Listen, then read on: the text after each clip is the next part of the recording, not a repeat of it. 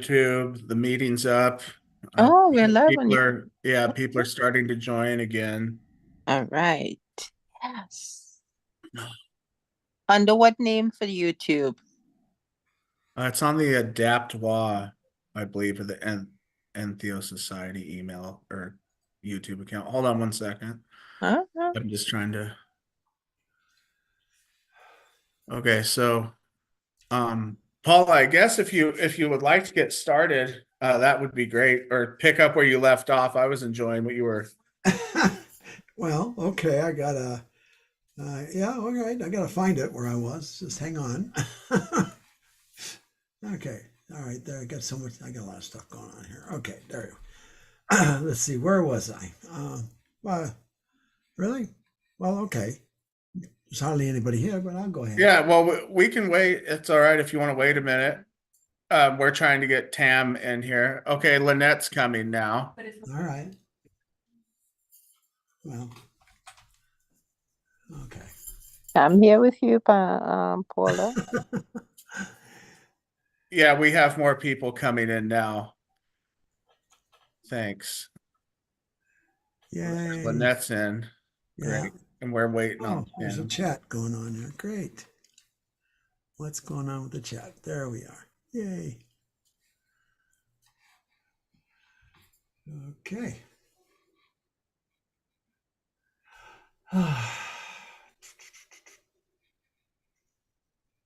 Okay.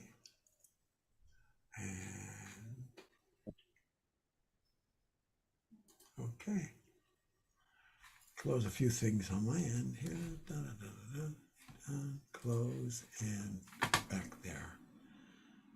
Okay.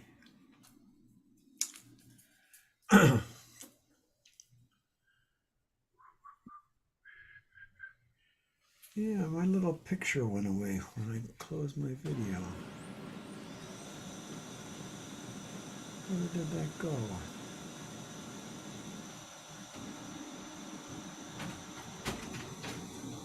Huh.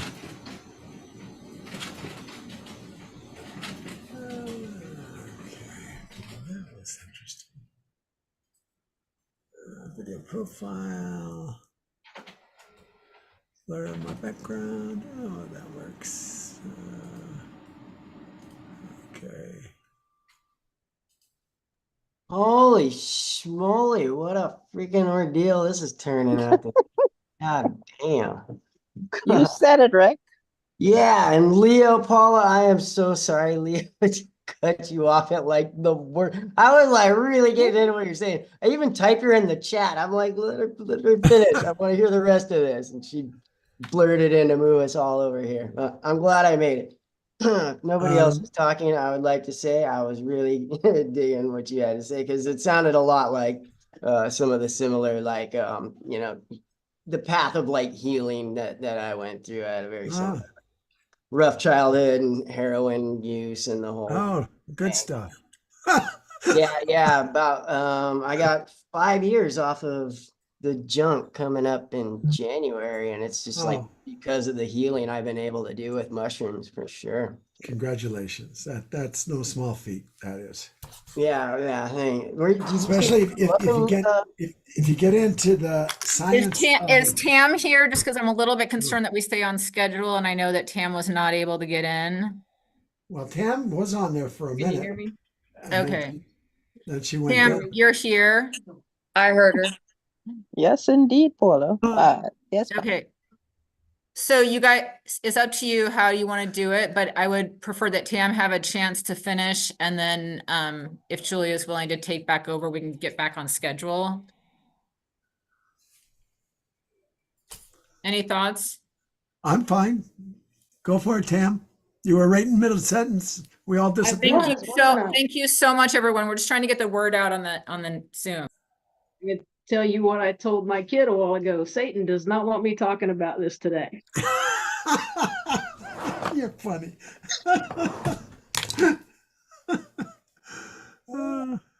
Man. Damn. Between the lights going out over here and you guys having link problems with Zoom. And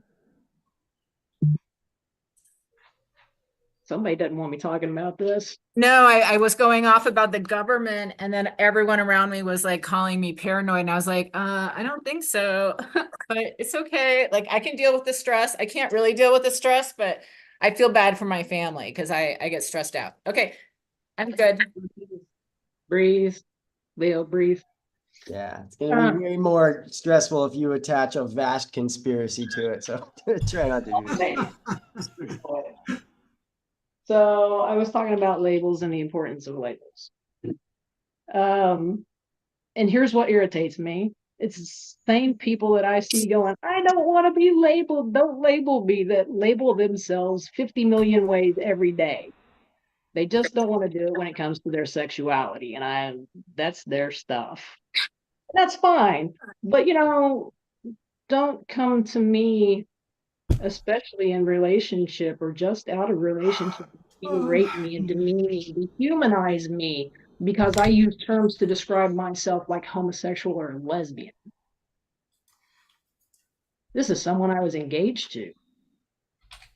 Just did an about face and refuses to be labeled. Despite the fact that, whatever. It's fine. Just be honest with people, man. Going in. Let them know who you are, what you like, what you're into. And quit doing the, I don't want to be labeled. No, you just don't want to take responsibility for your actions. It's easier to walk away. If you can go, well, you knew this about me. Well, did I? Did I really know who you were if we were engaged and you can turn around and say some shit like that to me? No. I fought for my identity. So this is my identity. I'm going to put some labels on myself. Y'all ready? Homosexual. Lesbian. Stone. That one gets me in a lot of shit. Stone. Boundary sex. Are you kidding? Straight people have boundaried sex, but they don't have to call it stone. They don't have to call it boundary. They just go, I don't want to do that. But it's necessary in this community. So that the people know what they're dealing with. So they don't get hurt by somebody who doesn't have the best intentions and can't be clear and concise and open and honest about who the fuck they are. Way too much in this community. And it's across the board. People in the closet, people in the down low, whatever. Man, just be honest. Old school, old fashioned, old school, top dominant, butch, dyke. I used to wear a necklace with huge metal letters that said dyke in the middle of the United States back in the 80s, in the 90s. Looking like this in Oklahoma? Are you kidding me? I grew up in a fundamentalist, Republican, Christian household and was sent to a Christian school where my siblings weren't sent because they weren't gay. What is all this hang up about sexuality? I am who I am. I know who I am. Don't come at me and tell me who I am. Pronouns, I answer to hey, you, that motherfucker, whatever. Because I grew up being called he. It didn't bother me. I loved it, but it embarrassed the crap out of my mom. That's her hang up. She's had to deal with it. And my family's good now. We've been through it.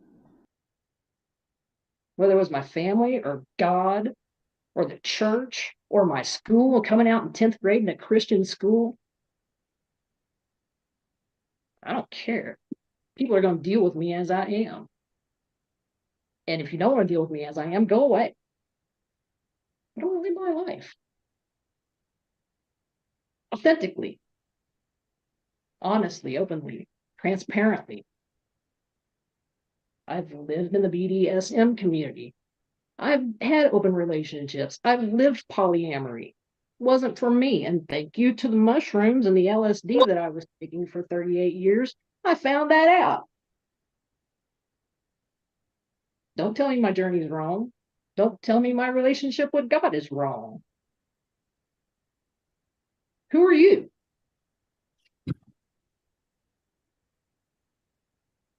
so judgmental. You were probably raised like I was.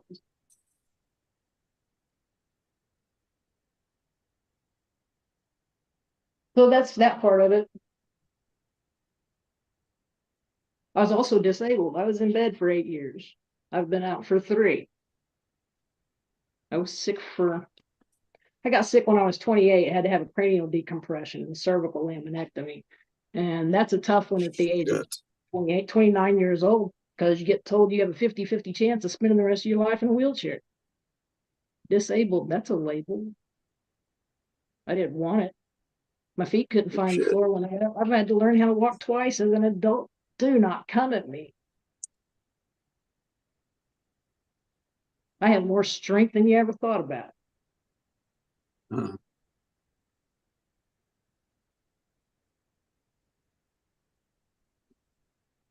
When it comes to my ethnicity, this has become an issue of late. Ancestral trauma is real. Keep doing your work. I've got issues I didn't even know I had. I got a couple of grandparents who need a good ass kicking. And that shit's over race. I know what I look like. I'm Celtic. And I'm indigenous North American, 2 tribes. And I'm also black. My grandfather was a black man. I don't look like it. Try being a person with black blood that doesn't look black living in Oakland, California. I have never felt so excluded by a community, much less in the psychedelic and spiritual realm.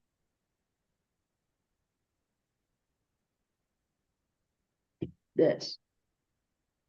Because this is what people see. It's that perspective that they can't break away from.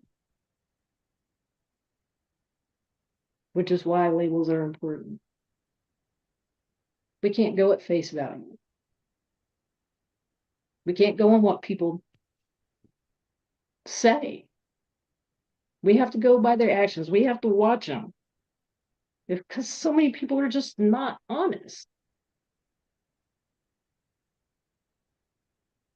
My art came out of some very dark places. I went into school in my 20s, and I was working on my final project for graduation, and I had a work accident and I severed the tendons in the 2 fingers that I held my pen with. So I didn't graduate art school. But this was the time where I was introduced to mushrooms. I had already been involved with LSD for several years. And I would sit down and I would start drawing in pen and ink. And I would sit there for 8 to 12 hours and just do art. And all this beautiful, severe contrast, black and white artwork came. But I was young and my world was very black and white at that point. I had lost something important to me, which was the ability to play the guitar and to draw. 2 things. So that became part of my identity. Well, if I'm not an artist, then I can't play the guitar. I guess I'm still a singer. I can do that. More work, more work, more work.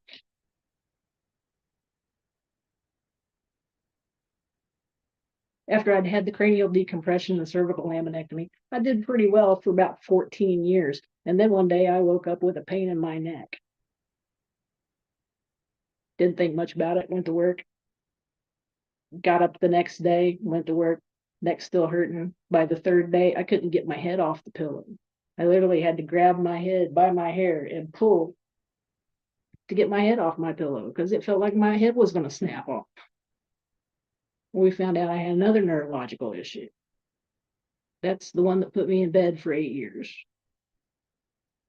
So I got to add disabled and dependent as opposed to addicted, thank God, to the medications that I was on. I was on 180 milligrams of morphine a day. My first breakthrough medication was oxycodone, 40 milligrams.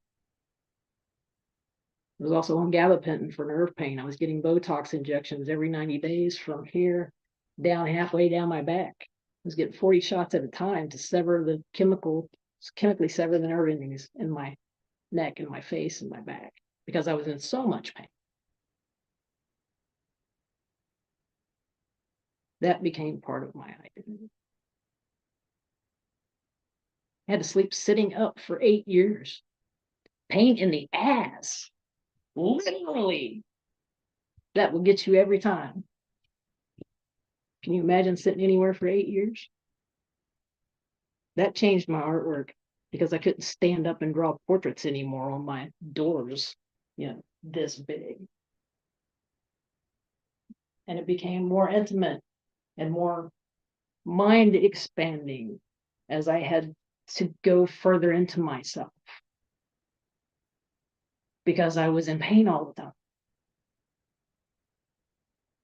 You find out you can do a whole lot of tricks and get really good at walking through walls.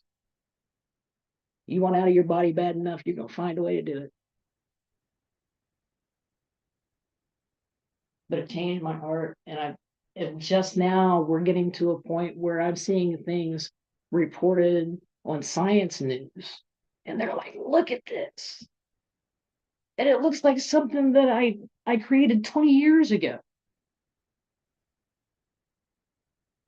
Thanks to the mushroom. I've been drawing portals and things that I never even imagined were really out there.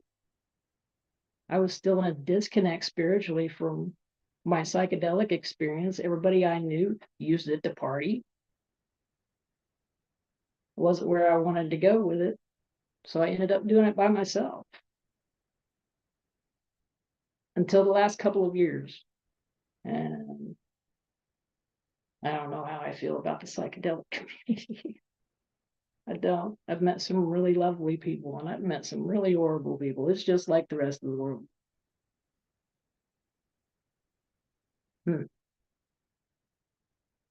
So I started psychedelics when I was 18. Did that till I was 24. It was just LSD. And then I got into mushrooms. The mushrooms have been there the whole time. And then I got topical ketamine when I was stuck in bed for 8 years. Oh, this hurts. This hurts. All of it hurts. So by the time I got my hurts covered, I was in a walking K-hole most of the time. And I was functional that way with all that medication. 3 years ago, I was down to 105 pounds. And I realized this medication is killing me. And it's probably causing a chronic pain issue, even further exacerbating it than it actually was. My body had gotten used to the meds, obviously. I was on so much of it.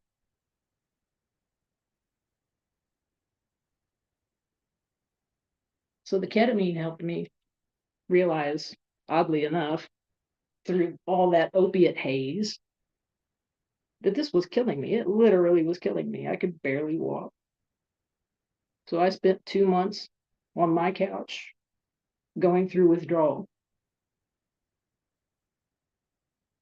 And that will just change you fundamentally as a human being. Who am I? Do these labels still fit me?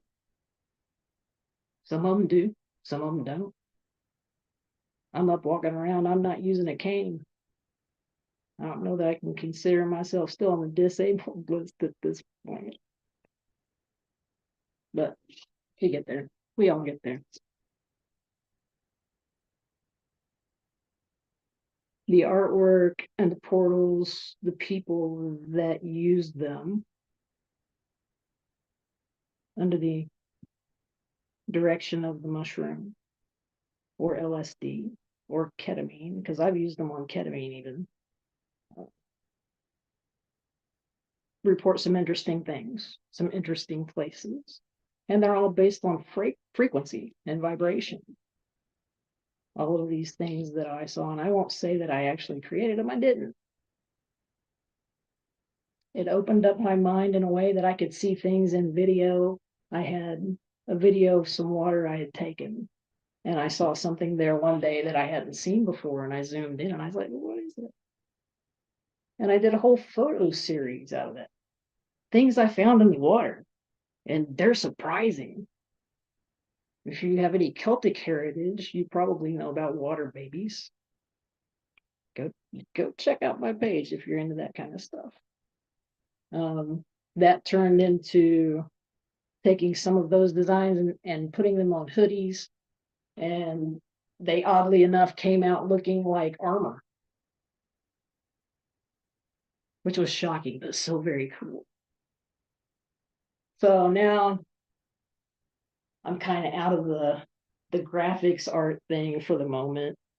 I have a something that's being placed in the next Tom Lane book that's coming out in November. If you know who Tom Lane is, God bless him. I got into forging and blacksmithing this year, something I always wanted to do, and it's all art. Everything is art to me. I've worked as a chef. That's art to me. I sing, I do, I draw, I do this, I do that, I do all art. But you know what? Art's a label too. What's art? Guess it all comes down to your personal distinction, your personal perception. We're all pieces of art. We're all, I'm going to reclaim this one too. We're all unique snowflakes. Use it to your advantage, but let people see what kind of snowflake you are. I guess that's really all I had to say.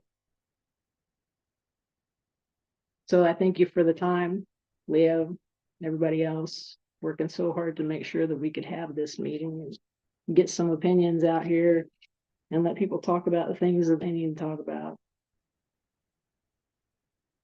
I think all this is standing in the way of us being a community at this point. And I find it very disheartening that there's so much separation and it's being created from within. Thanks everybody for listening. Have a good night. Can you still respond to people though? I suppose I can.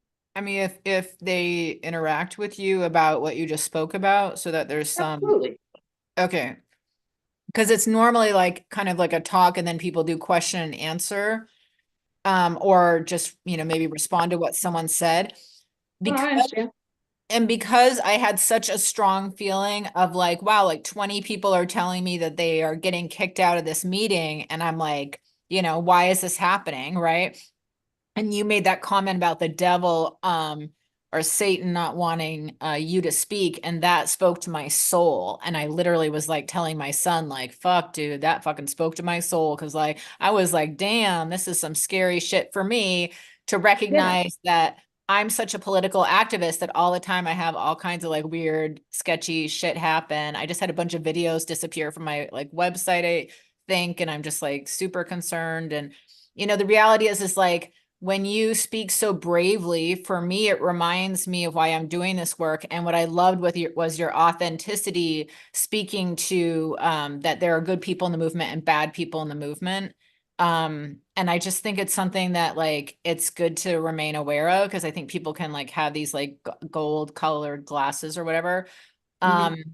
But it also, what I was just telling my son was like, you know what, we need to do a better job of taking care of each other. Like clearly I lost my shit when like everything like fell apart with the stuff. And I think it's because I'm trying so hard to like make a platform for people to talk, and people that are diverse and people that are different thinkers, and just really what I think about the psychedelic movement, which is like, let's bring some spirit and intellectualism. And one of my dreams is to go see Tom, because I see him as such a beautiful spirit, and he reminds me of the spiritual mentors that I've had in my life, and just like a really good resonance. So one of my goals is to go see him, before he gets too old. And I just love him. But I wanted to, what I was telling my son was like, this opportunity of me losing my shit is really an opportunity for us all to kind of think about like, how do we take care of each other when we're unraveling, right? Because I feel like I have so much pride around control that it's really like very vulnerable and very kind of like humanizing for me to have to like be like the patient and be like, guys, I'm actually like losing my shit like completely, like completely. And just the caregiver is embarrassment. taken care of. Right, but the embarrassment of that and just like the beauty that you can trust people to just be vulnerable like that. And then the other piece of it was I said, what a beautiful opportunity for us to learn about taking care of each other, because a lot of times we say we're taking care of one another, but are we taking care of one another in real ways? Like, does it matter if we're taking care of one another in those high stress, high pressure moments where you're feeling very discombobulated and you want to go smoke? You know what I mean? Yeah. Is that is that like the moment that really matters when how we show love, you know? And I told my niece I found her kind of cold. Like her response to me unraveling was, you take care of you, I'll take care of me. Like, good luck with your shit. You're losing it, right? So for me, that felt distant and cold, right? And it's just interesting how we respond to those around us in crisis, because sometimes I feel like it's an invitation to say, hey, you know, you can be in crisis too. Like, do you need to be in crisis too? Like, you know, there's room enough for everybody. Like, you know, if my being discombobulated makes you so uncomfortable, maybe there's a part of you that's scared of being discombobulated. So I always want to have the bravery. There was someone earlier in the 24 hours who was talking about imposter syndrome. And I just like always I want to have the bravery to be like, hey, I don't have it figured out. You know, I think I'm on the spectrum, you know, like you know, I'm human. So, okay, that's all I had to say. Anyone else want to join in before our next moderator?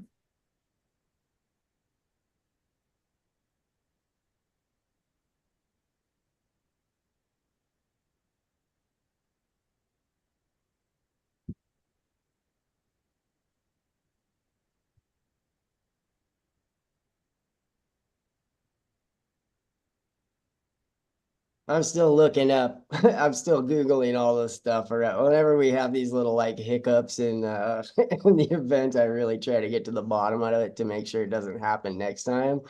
But from what I'm reading on Google, it's like something that kind of, it's not, I mean, it's like, it seems to happen frequently. I think it's just like bugs in the system.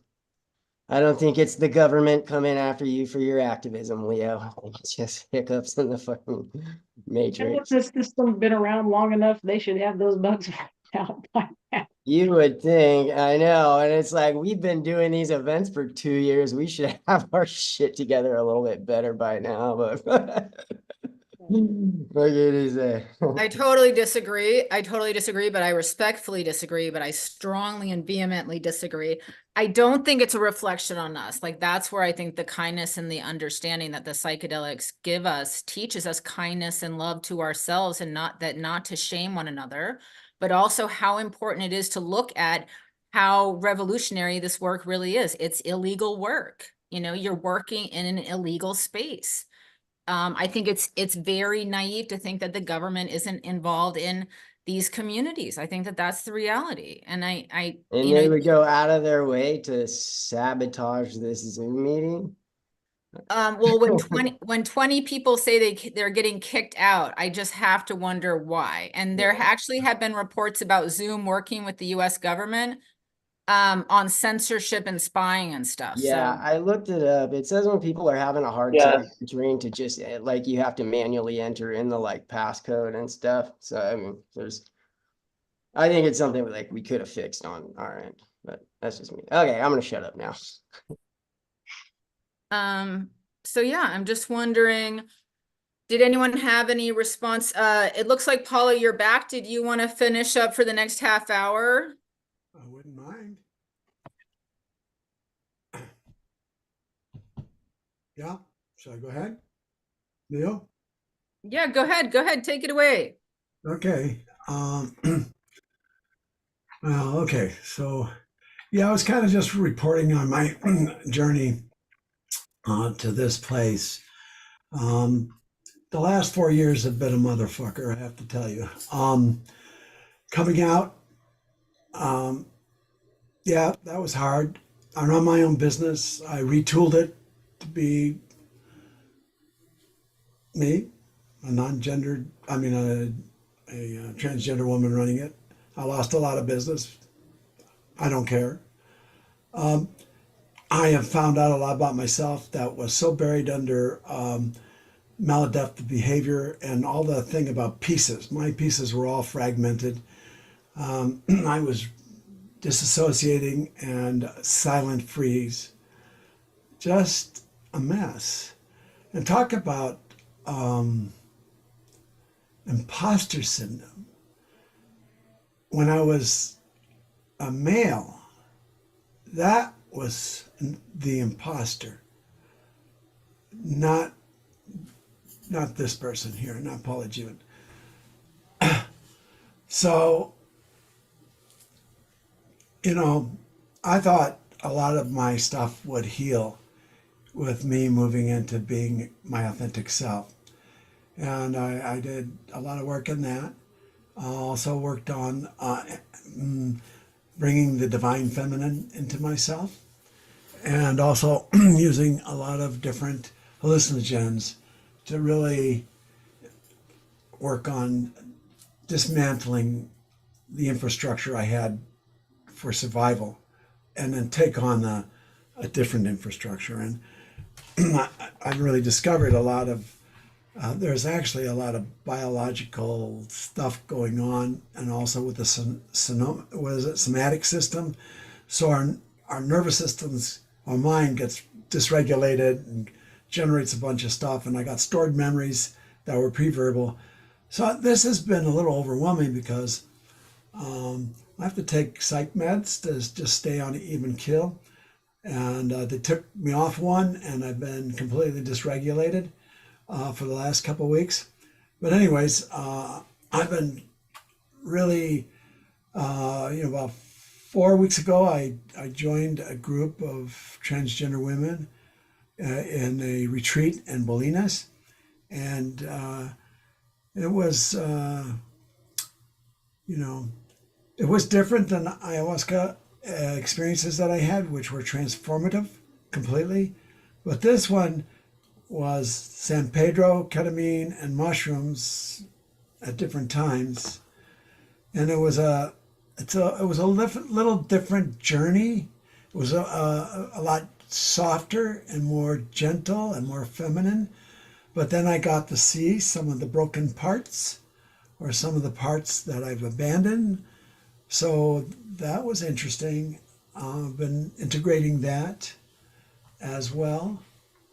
At that time, at the Bolinas retreat, I discovered that I had some negative energy attached to me, and the person who was facilitating had been trained in shamanistic ways. Don't know which tribe, but First People. And they didn't believe in themselves, which was kind of interesting because they did a clearing for me, and actually I physically saw energy leave my body, and I physically felt myself moving out of this entrapment, this enclosure, this red of steel and bolts and stuff like that. And I just saw myself slipping out of that. And ever since I did that, I feel so much lighter. Now, one of the things I've been embracing in my life is, Afro-Cuban Orisha and Ifa.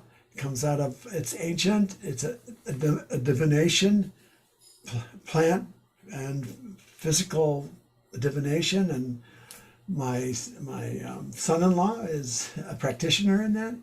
And the shaman that cleared me said, "Oh, Paula, I never told them my history." And they said, "You have really a lot of Caribbean mojo." So I said, "Really?" Well, I had lived in Cuba for 10 years. And, that's where I got involved in that stuff. So I guess that is coming out. And now at this point, it's really funny. When I transitioned, in the beginning, I was like a little teenage girl, because my inner child had stagnated around, a very young age. And so I was starting to mature. And then very quickly, I became, you know, a 20-year-old girl, 30-year-old, 40-year-old.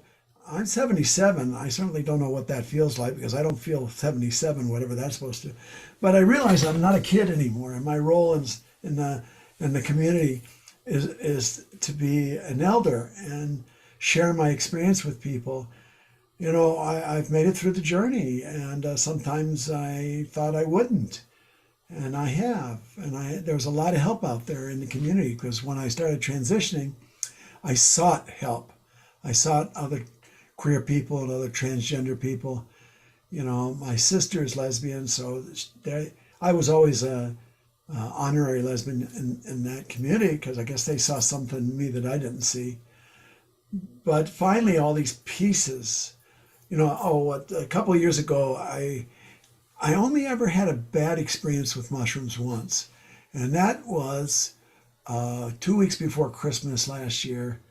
And I took a fairly good dose, and I went out for a walk, and I got really triggered, and I felt I was in a Frankenstein movie, and the town was coming after me with torches and dogs and stuff like that. And I went, oh shit, I never been paranoid, have that paranoid experience, but I knew what it was going. I said, okay, you're on a big dose of mushrooms. Your mind is making this story, and you're believing the story and getting scared. So you better go home and take care of yourself, which is what I did.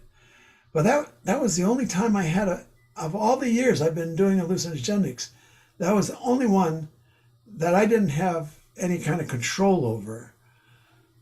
Except for the ayahuasca, I never had control over those. Those were all kind of experiences.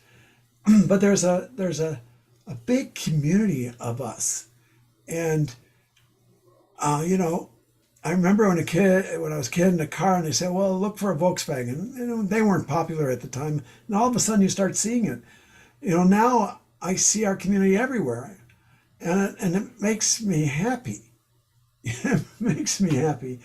So what I have been doing is continuing on doing the therapy and the plant medicine to heal the wounds, because the trauma is not happening anymore. So it's just a somatic memory of the trauma that I am dealing with. And I step out of that when I step into the world outside of the normal construct that I'm in. Yeah, so that's kind of what I'm trying to do, is really be myself. I lead a group once a week. We're a pretty good cross section here. We have people from Colorado and Canada and Georgia and Tennessee and Northern California and around the San Francisco Bay Area. And you know, it's a very economic and gendered and race mix of people. It's wonderful. And that's what is healing me, is being able to be an elder and bring my journey and experience to the group and share. I'm not qualified to provide a journey or guidance on their journey. I used to do that. I lived in Miami for a while, and I did them quite often. But now that I know myself, I go, oh, I have a lot more work to do to actually help anybody. I got to help myself and finish that healing. And then the other thing I'm experiencing, and I will say this here, I used to hate children. I mean, I really loathed them because I was loathed. I was told I was no good. I was bad. I would never amount to anything. I was always banished and sent away and just, you know, just treated in the worst way. You know, my stepfather was Jewish, and when my mother converted, and then they whacked off my foreskin without asking me, and then they put me back in a nun school. And then after that, they put me in a military school. So they just kept on fucking with my brain over and over and my emotions. I'm really surprised I'm still around. Anyways, but I am. And I'm rambling now. This little Zoom, this coordinates got me. I was so practical. I made myself a little But outline. I'm enjoying the rambling. I'm finding it very soothing in the evening hours because I'm just like, should I drink coffee? I'm like fading, Okay. I was all upset. But now I'm like, I need to digest food. I need to like slow All down. So right, all right, I'm all right. finding it very calming. Okay, I'll ramble on then. Thank you. Oh, well, it's when I first started telling my partner about my stories, about what I went through, I always aggrandized them, I embellished them and made them pretty and stuff like that. And she said, "What? That's not normal. What the hell did they do with you?" So I stopped embellishing and I said, "Oh, okay. All right, just the normal stories are bad enough. But I don't want them to be stories anymore. I don't want to tell stories anymore. I want to heal that stuff." So when I was going, I think I mentioned I was with Tamara Diaghilev, who was she was a shaman herself in the Eastern European kind of framework, a very magical woman. And I started with her, and I was in a queer group, and that was very safe. And I began the journey, and I had a lot of resistance to a lot of that work because I was really internally shut down. I don't know if y'all know what freeze is. I just learned. I used to disassociate, but disassociating was just like a little more sophisticated thing than freeze. And it's really basically you turn yourself off because the situation is, you need to go into survival modality. So I'm not there anymore. I'm alive. And sometimes it's a lot. It's like, oh God, all these feelings. So I found out I'm on the spectrum of, autism, the spectrum, whatever that means, somewhere on the ADHD. And I got all these little things. And I went, you know what? Fuck it. That's who I am. I'm not standard issue. My community is not standard issue. I don't subscribe to the normative behavior of our society. I resist it completely. And I like who I am. And I like helping and giving and sharing and teaching. So I do that on Tuesdays for an hour and a half, and it makes me feel really good. But we're all interacting with each other. The journeys in the jungle, they're expensive, but it certainly was worthwhile. And I have a friend, I think they presented here earlier around 4 o'clock, and they are really good. They're doing these journeys with transgender people. And I'm part of that group, and that's very healing. And they are trained, they are capable of doing this. And the therapist they brought is a trauma therapist who is also in our community. So it felt really safe to go into these areas that have not been safe in the past. I am very fortunate. I have discovered I've been asexual for about 40 years because I did not like the parts I was given as a man. They disgusted me. And now I have all, the physical parts of a woman, which are beautiful and I love. I think I'm pan.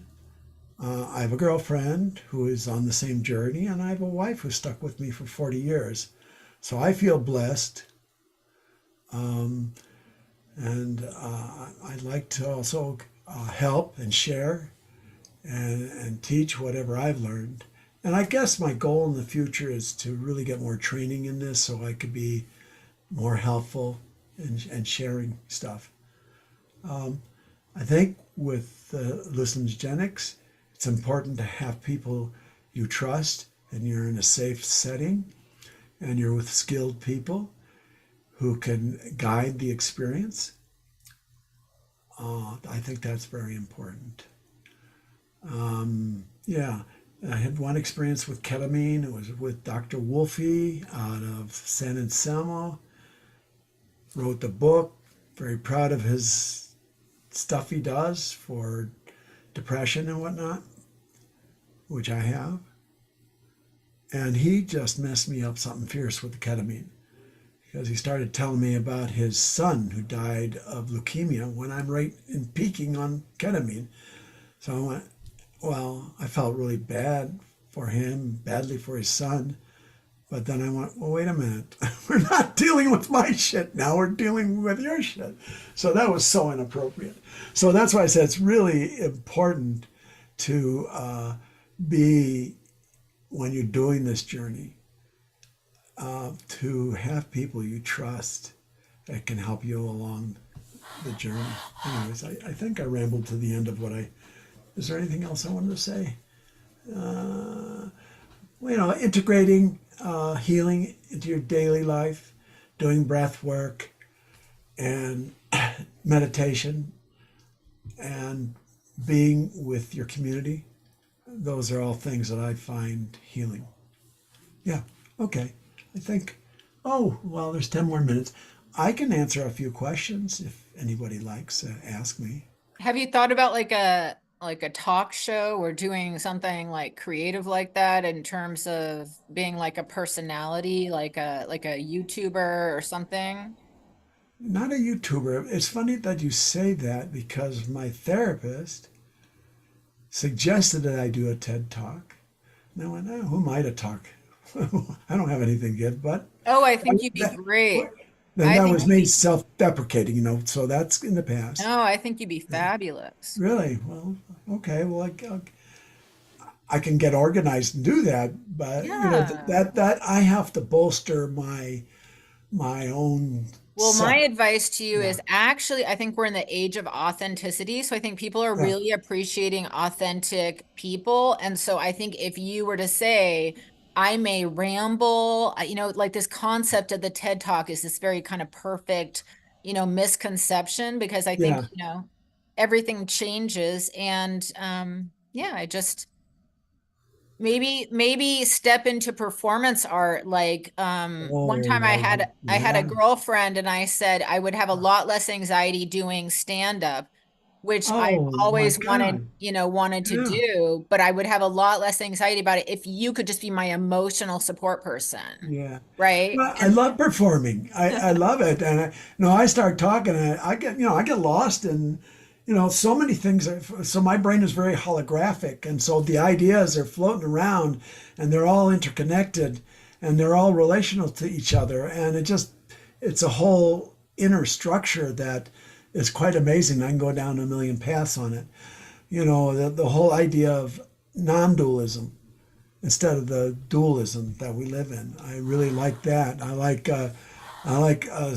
some really wise people who have done the non-dualistic. Also, from my opinion about religion, it's people have been in religious relationship for a long time, but not what's being peddled these days, which is just crowd control, and it's been that way for quite a while.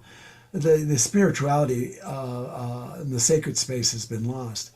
But there's a wonderful person. He's passed away at a young age. His name was John O'Donohue, and he wrote a book about the sacred space between us, and it's a beautiful read. And it's all about affirmations and prayers, and it's all about the sacred space between each one of us. And it's not one particular flavor or another as far as what your belief systems are. And then but thank you for mentioning that, Leo, because when you want a sign, that saying, when you're looking for a sign, I've had so many signs and I tend to ignore them. So I got to stop doing that. But thank you for that suggestion, Leo. Hey, I got one.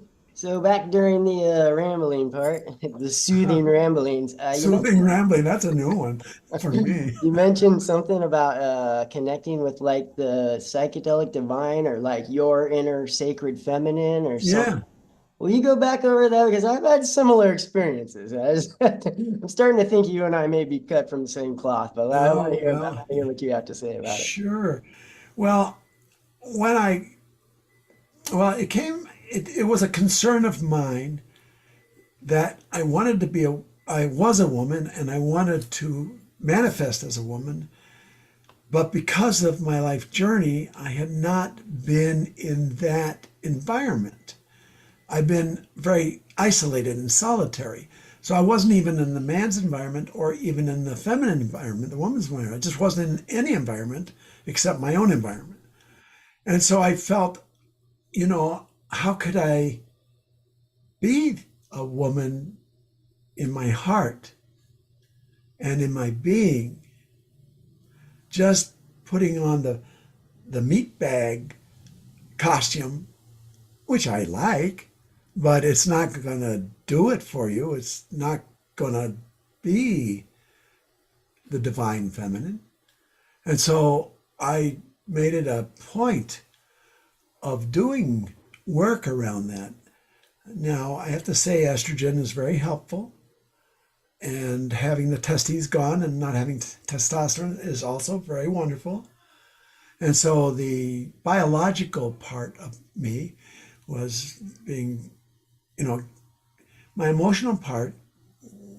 Most of my life, I got along. I resonated well with women and not with fellas, so that was always there. But I wanted to bring it out. So reading, knowing who the figures are in the journey of women's history is very important. So I started absorbing that. But then one day I went to my therapist, who is not cut from the standard cloth of therapy, although that is really changing a lot these days. I really like where a lot of that's going. And she said, listen, let's do a process. And I said, okay. And so she did a process. She called on different deities and different energies, and I was there. And I really felt that enter my body. And it was really a wonderful feeling. So that was about 2.5 years ago. And then there's a curandera, a woman who does healing with her hands. She's from I forget the people, but it's from southern Mexico. And I met her, Michaela, and I wanted to have a spirit healing. So I went there to have a spirit healing. And I laid on the table and she's going to do the hands on the spine and get the energy going. And I started telling my story, and she said, look, Paula, put your story away. So I visualized a big leather suitcase. I put all the stories in the leather suitcase, and I imagined putting them down and just relaxing on the table. And I said, well, the only thing I'm sad about is now that I'm a woman, I can't, I'm not fertile. I can't give birth to a child. That'd be something that I would like to experience. She said, Paula, you've already done that in a past life. You don't need to do it now. And I went, oh, okay, that's good to know. My daughter is a midwife, so I hear a lot about birthing and everything that goes into that. My daughter and I are very close. And actually, it was my daughter. I was so jealous of her because she's non-binary and she's gender fluid, and she was like the tattoos and the piercings. And I went, oh, I want all that. So I started tattooing myself and piercing myself. I even got the ones in the nipples. They hurt a little bit, but I was so jealous of my daughter. And so then she's my teacher. And so I started embracing her sensibilities and her thoughts. And then she's she's 40 years younger than me. And so, or more, I don't know, she's 39, I'm 77, you do the math. Anyways, I learned so much from her. And, I felt that the femininity and looking in the world and life like that, it was something that I was starting to really get. And I was rambling some more when I was with the Shabibo Indians in the Amazon jungle, my goodness. And their philosophy is, of course, we're all connected. We're all connected individually, energetically. We're connected to the plants, to the medicine, to the animals, to the earth. And I started seeing that. And that was a blessing also. Realizing that I had put myself through self-isolation, I continued the punishment that I was given by my parents. I continued myself until recently. I not anymore. I'm not all better yet, but I'm on that path. So, and in Ifa, which is from Africa, it's the original writings of that were in Aramaic, so it predates Christianity. It is really a very interesting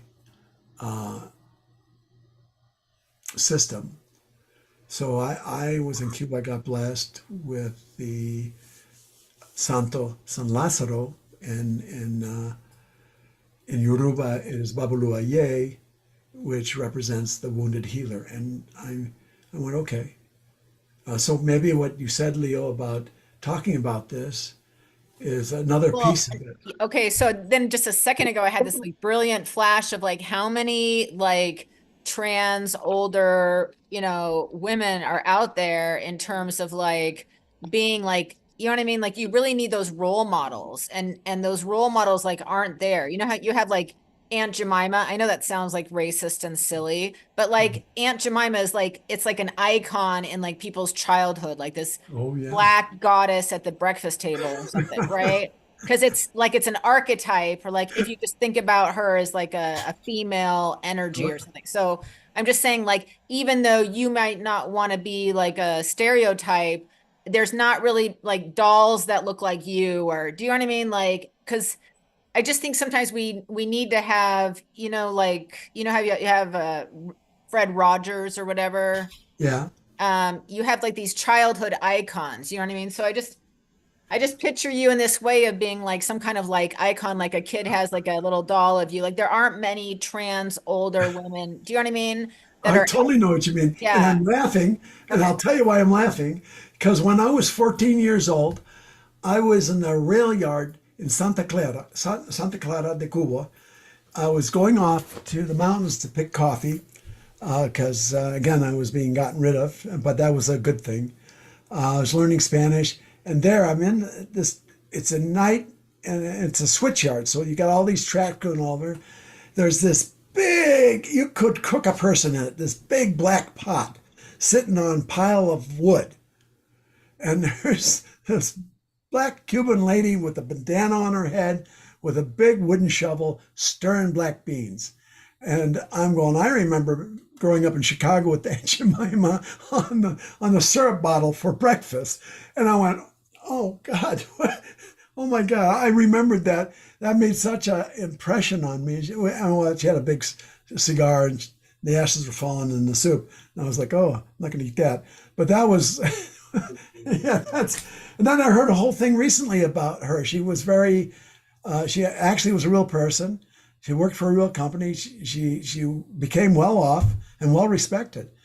They made her disappear after she passed away, but when she was alive in the last parts of her years, that was there was a story on KPFA, which is a radio station I listened to, that told that whole story. That was very interesting. But icons are really, really important. Yeah. Now, every time someone says something, it triggers all sorts of memories. Okay, well, I don't know. What do you got to do now? Do you have another presenter, Leo? Yeah, Lovely. Hopefully Lovely is ready to go. Oh, lovely. Well, that sounds lovely. Yeah, it's been a stressful evening, so I hope she's here. Yeah. She was here a little while ago. Well, I am at the end of my day, my dears. I'm going to say goodnight. This has been wonderful. Thank you so much.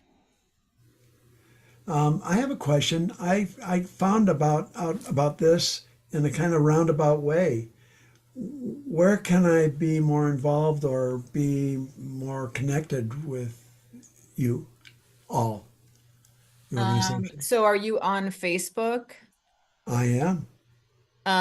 There's you could just like reach out to me, Leonora Russell, if you want.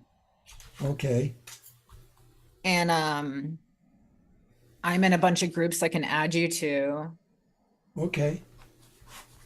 And Shall do. yeah, and then maybe we can connect more on like what you want to do. And Oh yeah, this is good stuff. I always say it's really we have a lot of people come to our group that are just starting off and they're lost. They're Right. just and there's Can you some remind me, did you put your contact information in the thread? Because people were asking for like the information for your company or whatever. And oh, I could do that. yeah, so that was further up in the thread and it may have been lost in the conversation. Well, I'll put a new thing in. Okay. I'll And put it so, to everybody, right? yeah. And can you remind me, what's your business and where are you located again? Oh, yeah, my business is called RSP Group Inc. It doesn't mean anything, Okay. but I'm a general contractor. I work for people in our community. I, I like to teach and support. Um, let's see, can I show you that? That's my, oops. Oh, something happened. What happened? Admit. All right, there. So that's me. I'll type that stuff in the chat. Anyways, Thank you so much. yeah.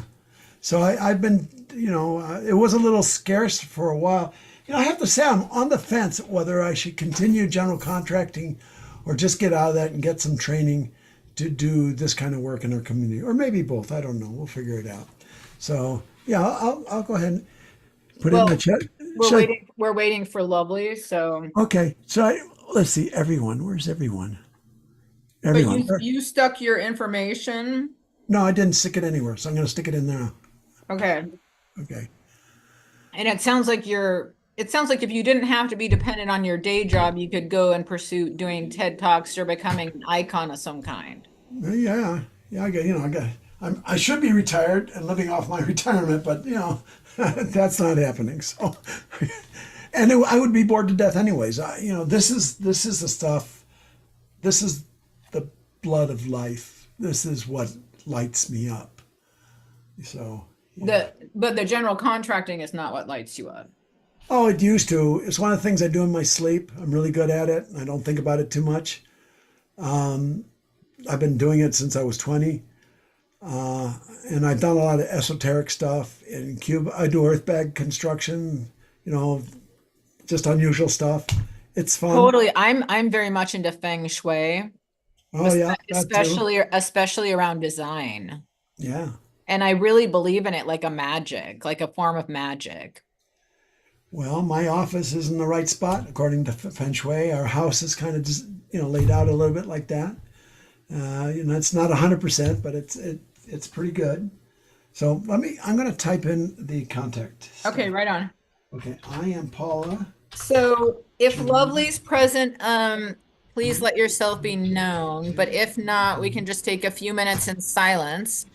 When we originally started the 24 hours, we did some time in meditative silence to remember all the lost humans, all the lost human lives subject to abuse, subject to slander, subject to ridicule, subject to hatred, and subject to murder and harassment and rape and everything else that happens to queer community folks in terms of like what is our history, of how do we treat our gay and lesbian family and friends and transgender friends and and how do we show respect, so I think it's all a learning opportunity. None of us have it figured out. Lovely's our next moderator, and then Eva. So take it away, Lovely. Okay, I'm still having a little bit of technical difficulties right now. Thank you all for being patient with me. I was kind of scrambling at the end because I normally have my offspring put everything together for me. And they're not here right now, actually, which is very good. Anyway, so I am Lovely, and I think my flyer or whatever, hi Lynette, says that I am a polyamorous, pansexual, demisexual, non-binary being that does not identify as a human. And I kind of say it as a joke, but literal as the same. And it kind of just, the joke is that, you know, I grew up in a time when we didn't have internet and we didn't have words for my own gender identity and sexuality. So it was very like, it was kind of frustrating when I was growing up, honestly. And even as an adult moving into it, I got a lot of, you know, flack for, you know, being on the fence, quote, and not like knowing exactly how to connect with people. I felt like I didn't fit in the queer world, nor did I fit in the straight world. And it was very, like I said, frustrating and defeating sometimes, you know, because I was like, where do I fit? You know, how do I belong? I am different, you know, and I loved adding psychedelics when I was young. Like a lot of people, I just experimented and had fun with it, you know, and I hung out with a bunch of queer people, and I just kind of got my feet wet. And as I grew older, you know, and kept trying to fit into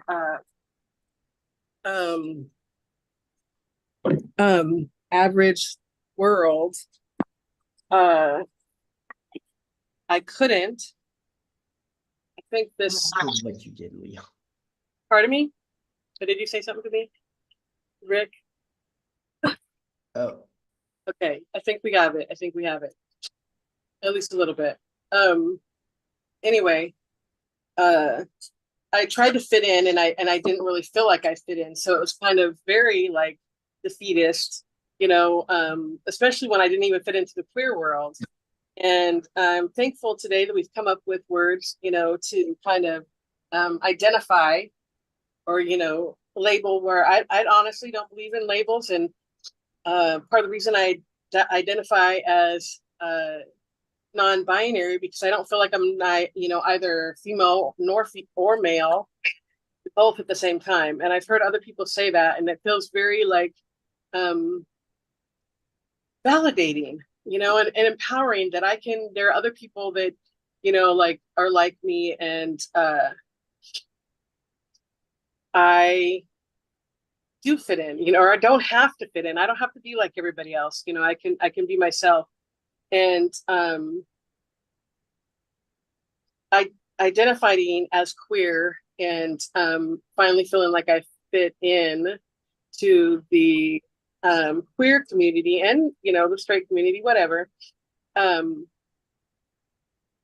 Feeling like the psychedelic community is even another, you know, line to cross. You know, like there's a lot of people that are still, in my opinion, my perception, they're still kind of stuck in the mainstream standards for male and female roles. And I do not fit within those roles, nor do I want to fit within those roles unless they are in alignment with me, you know, and some of them are and aren't. And I think sometimes I have a real stance on different topics. Like I've been chastised for gender, you know, wrong or incorrectly gender identifying somebody. And one of the things that has been like for me is like, we learned pronouns, you know, when we were like 2. Okay, they've been pretty much cemented in my brain at the age of 50. You know, by this point that it's a challenge sometimes. And if there's anybody that, you know, they want as an ally or on their side, it would be me. And one of the things I've said is, you know, if you want other people to have compassion and understanding and patience with you, then it's important that and not, you know, bite off the head of somebody that incorrectly gender identifies you. But I think I'm just going to skip right to it. One of the things that's been the hardest for me, even as a queer person all my life, is raising offspring, and my offspring being queer. And at first it was no big deal because it was my female born offspring that were like experimenting with bisexuality and lesbianism and such, and it was like no big deal. That's like very normative, honestly, in society across the board. And I knew that my middle offspring was different, but I didn't have really like put a label on it because they were super young. They hadn't talked to me about it. And their oldest sister used to always call them a fag, and don't be such a queer, and tease them, and I would say, don't say that. I think that it's inappropriate to use it as a negative word, and to make them that they weren't, okay, because if they were. Well, they came out to me when they were about 12 years old that they were gay.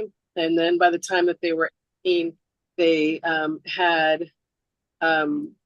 out as trans. And I immediately thought that it was my fault, that I had done something wrong, that I had raised in no way, shape, or form what I wanted to create homosexuality, honestly, because I know what a challenge it could be to be queer, and navigate this world, and like society, and everything from jobs to relationships, etc. And it was great though, because we've had lots of conversations about it, and they've shared with me that they're incredibly thankful that they have been able to learn and be my life, because I've always been very queer, personally accepting of people in general. And they have some friends and classmates and such that were not able to share that with their families, their mothers, their fathers, whatever. In fact, some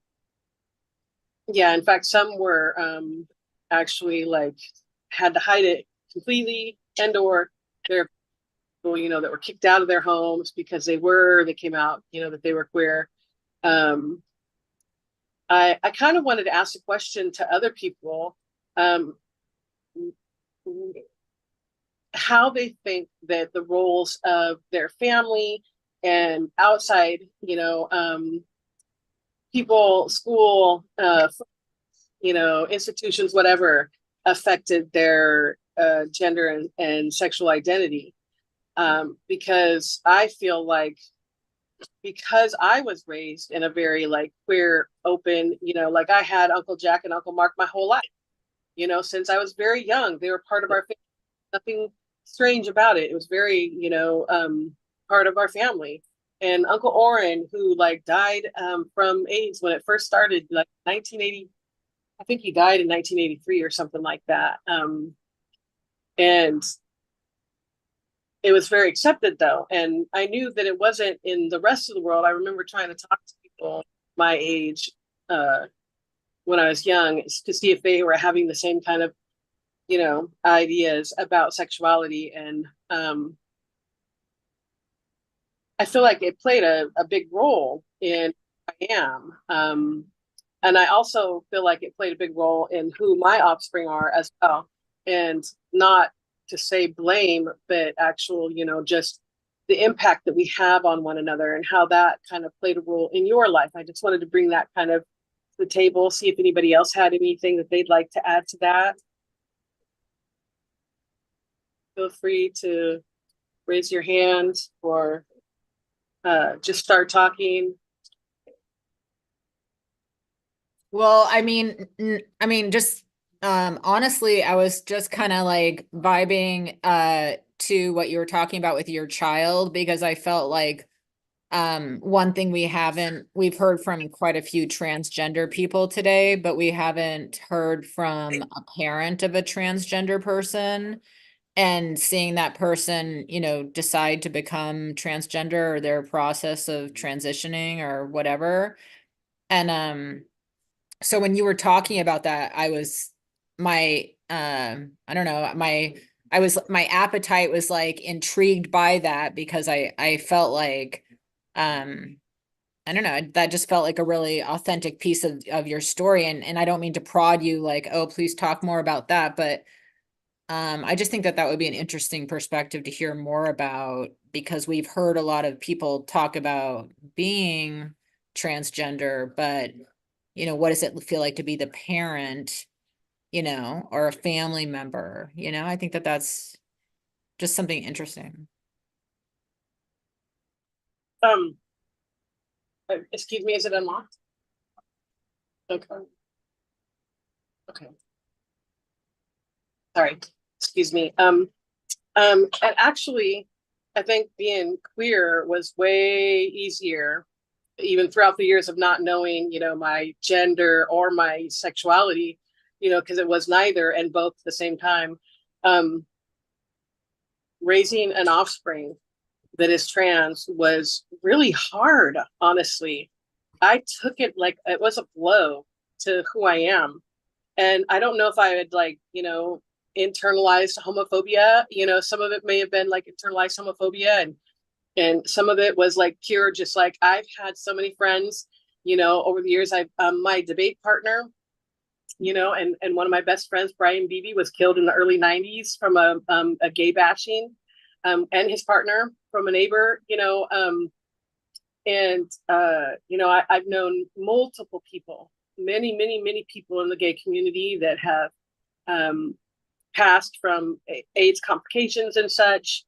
I've seen how it can hurt, and it hurt me, and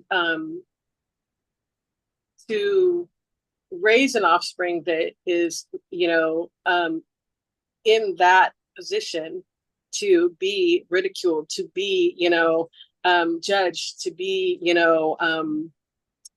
people afraid of, has been really a challenge. And we've talked about it in detail many times, because I consider myself, I've talked about and considered being, having or transitioning, and one of the things that I've came to terms with for myself is that it doesn't matter what what equipment I have. I can get all kinds of equipment. I can do whatever I want to do. And is it okay if am I okay in my own body? Am I okay with how I'm perceived, by other people? And how much does that matter? And one of the things is that my offspring is choosing to do a complete transition.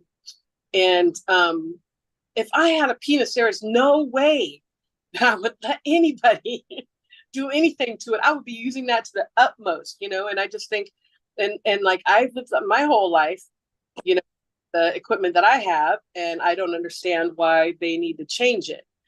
But one of the things that I've come to terms with, and they've shared with me a lot about, is that how people see them.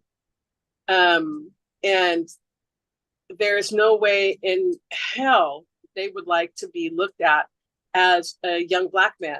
Even in the area that we live in, walking down the street, at a quick pace, they're stopped and asked, where they're going at such a fast pace. And, oh no, you must be lying.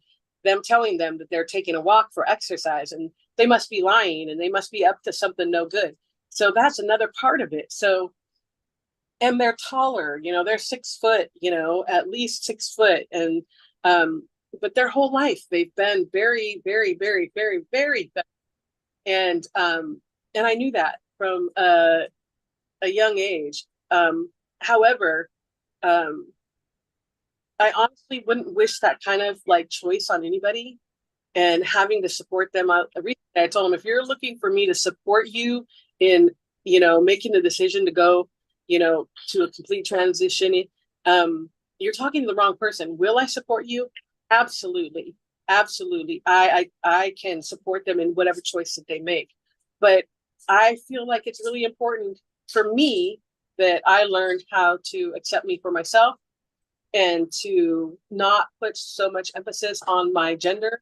But that's easier said than done, like many things, because I get judged as a female. I'm a cis female. So I am treated like a cis female. And there's something to be said about, having a penis, whatever, even if it's a a trans penis, whatever it is. That being said, too, like, not only have I raised a trans offspring, but my youngest sibling, who gave me the name Lovely, he is 16 years younger than me, is trans as well. And he said there's no way that he would have ever been able to like make that decision if it weren't for me, because I always, powered them, whoever they were. And I thought it was really funny because when they were young, and still to this day, they thought that my gay friends was my boyfriend, that was my husband. They just remember them and how much time we spent together, and when I shared with them about that, they thought it was hilarious. But anyway, but being a mother, like, I was like, oh, this is and having a boy, I was like, this is my first opportunity to make a man, and what that means to me, define what a man is to me. And there is so much wrapped up in that shit, even besides, me being queer or anything like that, trans. And it really, I felt like the universe told me from the very beginning that they were going to teach me about love and what true love is between a man and a woman. And they have, and I'm so thankful for that. But there's still this little part of me that's like, if I were a straight mom, how would it, and like not so open and, queer oriented, would they have been the same? They seem to think, and they have said to me that they probably would have, and like their dad was around, their biological dad had been around, that they would probably have taken many, many, many more years to come out, and may have even like committed suicide or something like that. That's been part of it, because they were so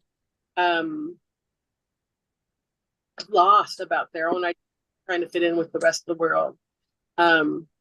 And they are like thankful that they are part of 2024.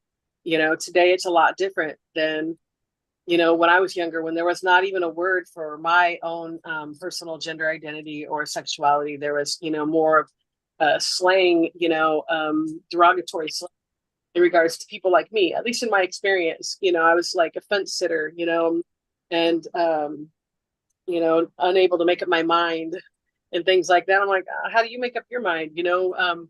I'm more like drawn to people, not what they have between their legs. And I joke, and I'm like, this might be offensive to some, but I'm just going to go with it. I don't care what gender identity somebody is if they're giving me head. It doesn't matter. And I hope somebody laughed about that, because I usually say that to straight guys that have homo like fantasies and stuff like that. Because I think it's easier for them to qualify. Am I what? I'm not reading anything. I should read some stuff. Okay. Are you reading these? Okay. Oh, thank you. Yes. Can I jump in for a little bit? Yeah. I was just thinking about some like how you were mentioning how homosexuality and how it can affect like family bonds. Like I too came from a like really like deeply Christian conservative family, and I remember like there was two things that really, really, really frustrated me about like around the early 2000s, when public opinion was beginning to kind of shift on the gay marriage issue, right? And I remember just hearing some of the dumbest fucking arguments again. Someone like actually told me like, well, then all the insurance companies are gonna have to insure all these other couples, and it's gonna stutter the economy and fuck up the country. And I'm just like, yeah, right. Like insurance was they can't fucking jump quick enough to insure like more. Like it made no sense. Anyways, another part of that era that really frustrated me. I was working in San Francisco at the time, and there was a couple of like Black Baptist churches that were like the biggest opponents in the city to that measure getting passed. Like they were out in the streets waving signs like every day. And I remember driving past it like on my way to work and back and shit. It just like made no fucking sense that like and I've worked with black people too that were like homophobic and they would like say weird shit like the gay rights movement is just like they're just copycatting the civil rights movement. Like they're just jumping on our coattails and riding like that.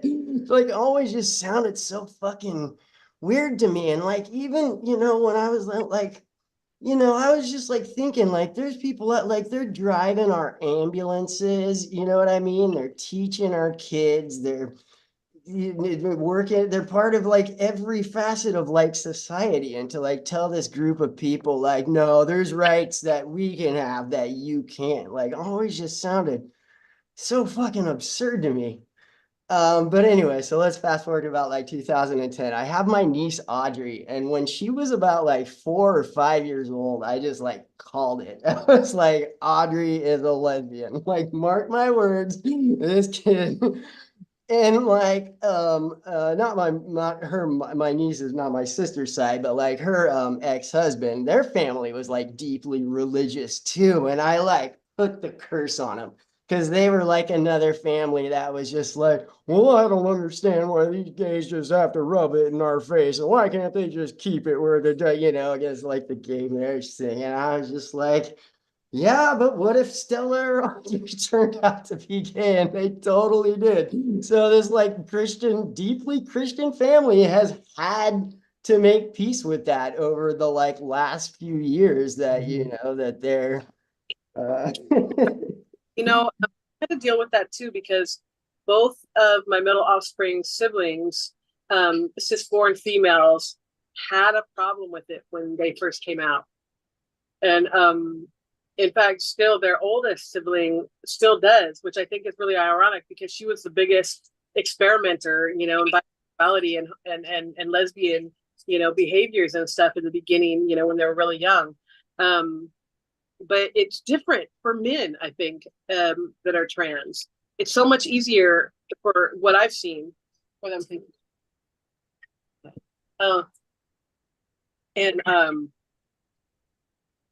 The other thing is like the rest of the world accepting it. Like it makes me nervous for my offspring, like go places and use a male restroom, because I know that males, in my experience, have been the biggest perpetrators sexually, and they even noticed that as soon as they started dressing feminine, and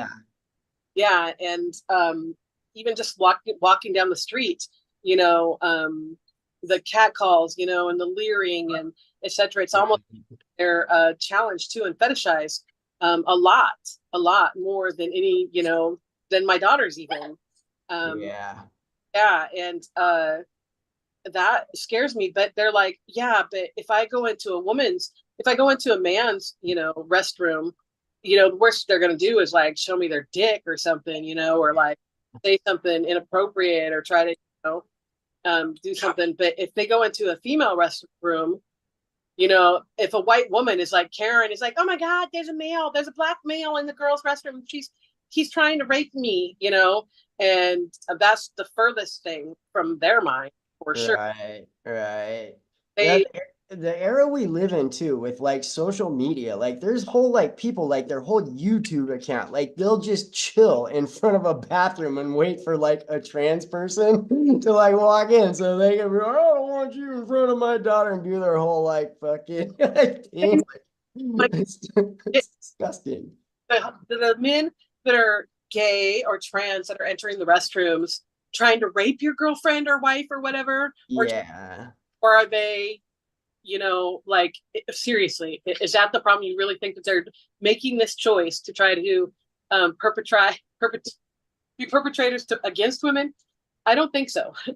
I mean, and if they go to that, in depth of a process to perpetrate women, that's serious shit.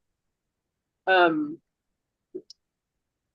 yeah, like just coming to terms with it all and having the discussions. And I mean, they're still a virgin at the age of 25 because it's been so challenging for them and how people see them.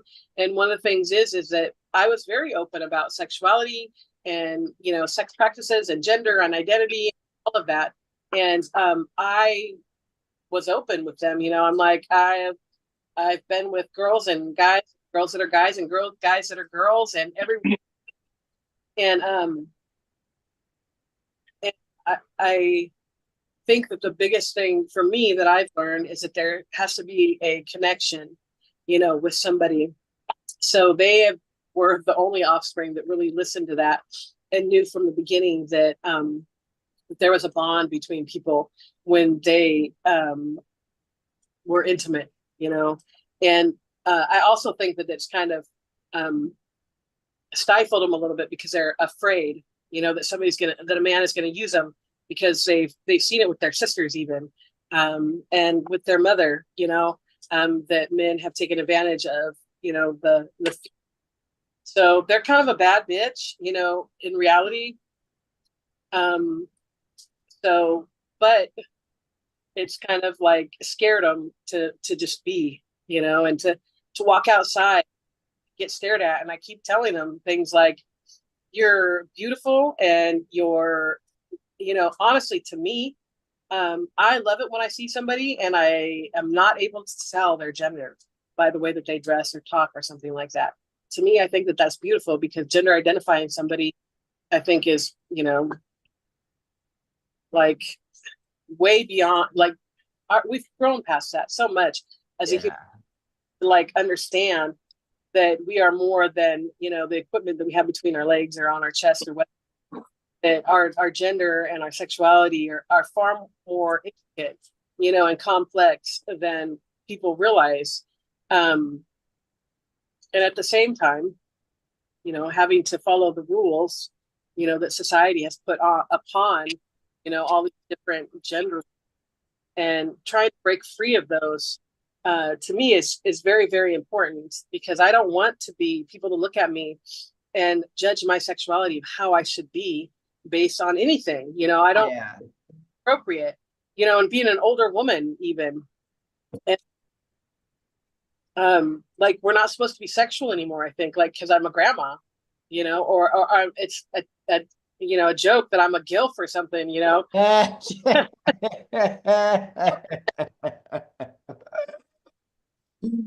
Oh man. Yeah, but I'm definitely still a sexual being. You know, we're sexual beings, and it's important for us to be able to have that outlet.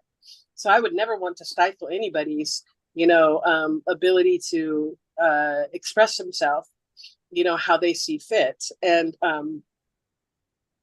my middle offspring absolutely adores women, like, actually probably looks at them like they're like goddesses, not acted to them like goddesses. Like, I want to be like that, you know.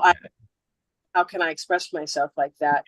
And playing the role of, like, teacher and mother and, like, nurturer, it's been very tricky for me to, like, take myself out of it, you know, like my own you know, pride and how I raised a man, you know, and a child, and I'm like, this is funny. My first attempt at raising a man, I raised a woman, you know. You know, and I'm like, but I don't know. It's to me, it's a little bit of both. I'm thankful that I was able to give them the freedom, you know, to be able to express themselves, but also like, how did I influence that? You know, like, this little part still has that homo, you know, phobic internalized. Right. Yeah, that and I know, you know, kind of some of the things about the homosexual community, you know, because I was in it. You know, Right. I'm still in it, you know. Yeah. No, I have a buddy, and he's one of those, like, deeply conservative kind of libertarian, like, regurgitating all the Jordan Peterson, you know, they're butchering our kids, like, bullshit, like, talking points and stuff. And so he's always going on these, like, you know, transphobic, like, rants and stuff. And it's just, like, so fucking absurd to me that, like, their argument is, okay, it's just all this like queer, liberal, woke ideology, right? And so these kids aren't really trans. They're getting caught up in a fad that, makes them think they're trans. So we need to put the kibosh on that because we can't have these kids that aren't trans thinking that they're trans, but all the laws that they make affect the kids that actually are fucking trans, dude. And it's like, deeply like hurtful way.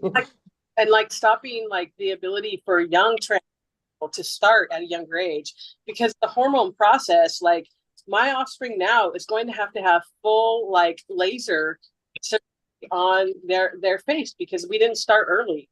Yeah. Of everything that was being said about that, like make sure that they're trans, well now they have this full Right. and they have a lot of hangups about being public. If somebody sees them, they're Yeah. like, in a dress, in a skirt. And I'm like, no, I don't think so. I think you look more like you play for the Storm or something, honestly. It's a big bitch, like, Yeah. I always tease them, but they still like get looks all the time when they go out. People stare a lot, and they're trying to figure out, they're looking at the crotch. They told me, they're like, I see people look at my crotch every time somebody sees me. They look at my face, they look at my crotch. And I'm like, well, good thing your tuck game is on point. That I can't imagine what that would be like for people. I mean, no, actually people stare at my boobs all the time. So, I mean, I get it. But at the same time, like judging them about who they are by their ideas, their ideation about what a man and a woman is, has truly affected them in such a negative way. And see, that's a part of society and like, and coming to terms with, queerness that has been a challenge for me because I felt it, I've seen it, I've known it. And, like I swear, like I will beat somebody, like, and their sisters actually have come for people too that have said something to them like out in public or something like that. But at the same time, like I understand it too. Like part of it, and little kids ask questions. Like my friend with her like 5-year-old was in the car, and they were asking, and they simply said, "Are you a boy or a girl?" to them, and they were like, "Oh well, I identify as a feminine, presenting person." They're like, "I don't understand." And they're like, "I'm a girl, but I was born a boy." And so like it brought up this conversation with this 5-year-old that was so like beautiful because this 5-year-old starts talking to them and says, "Well, I think I'm a boy too." And so like it empowers other people when queer people are, strong enough to take those risks, and be vulnerable and authentic and demonstrate who they are, regardless of outside, input and judgment, etc. They are, demonstrating to other young queer people that it's okay that they can do it too. So I think that that's beautiful. And it paves the way.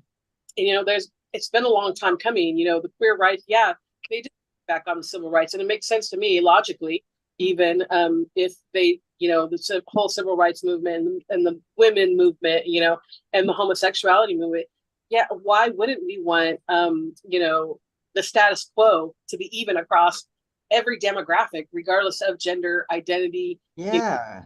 Like fighting for equal rights is like universal. There's not any one people that can say they fucking own it, right? It's anyone that's oppressed. Exactly. Like, no, you do not get to set the standards for who I am, because how could you even know, where I'm coming from if you won't listen and you're just going to judge, and put like,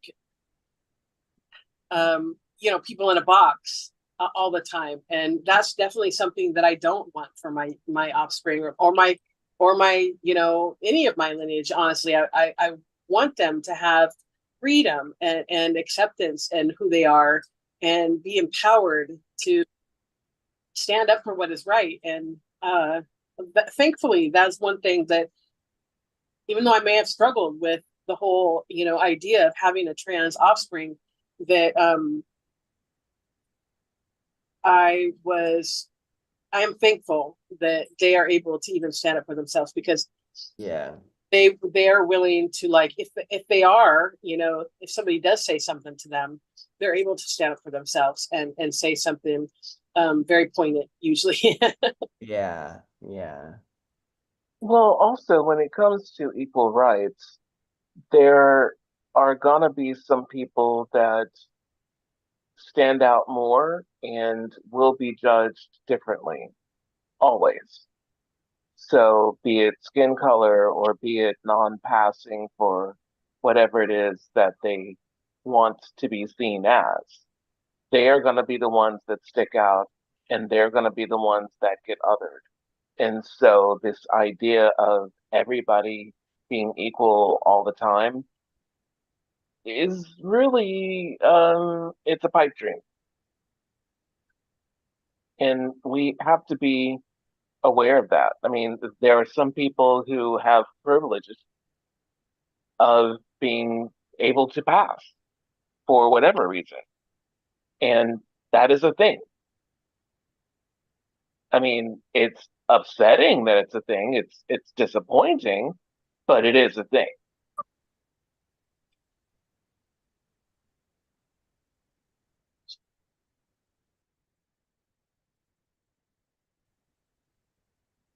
Well, I really hate, like, one of my, like I said, I got a conservative buddy, and especially when he goes on like the bathroom rant, like that's just, or like the teachers, right? Like the teachers in schools are, teaching our kids to, all the trans stuff. Like I hope it's a like an old wound that, like, gay or queer people are like inherently predatory on your kids somehow. Like it's just so like it just sucks, man. In fact, my offspring will not be around children that are not able to speak alone at all because of that. Because they're concerned what people might say about them, and like being around young people. Like we all took a trip to Arizona to my oldest daughter's house for my 21st or my youngest daughter's 21st birthday. And so all of my offspring and my foster daughter, and we went to Arizona. They all went out to celebrate my daughter's birthday, and they went to a straight bar. And Izzy said that the people there were literally sending, like, women and men alike were like sending these vibes and these like looks that they didn't belong there, and why were they there, kind of thing. And that's kind of sad. That's really sad to me that they have now swore off any straight bars ever in their life because it was such a terrible experience. And being 2024 and having, the laws be like where they are, it seems like such a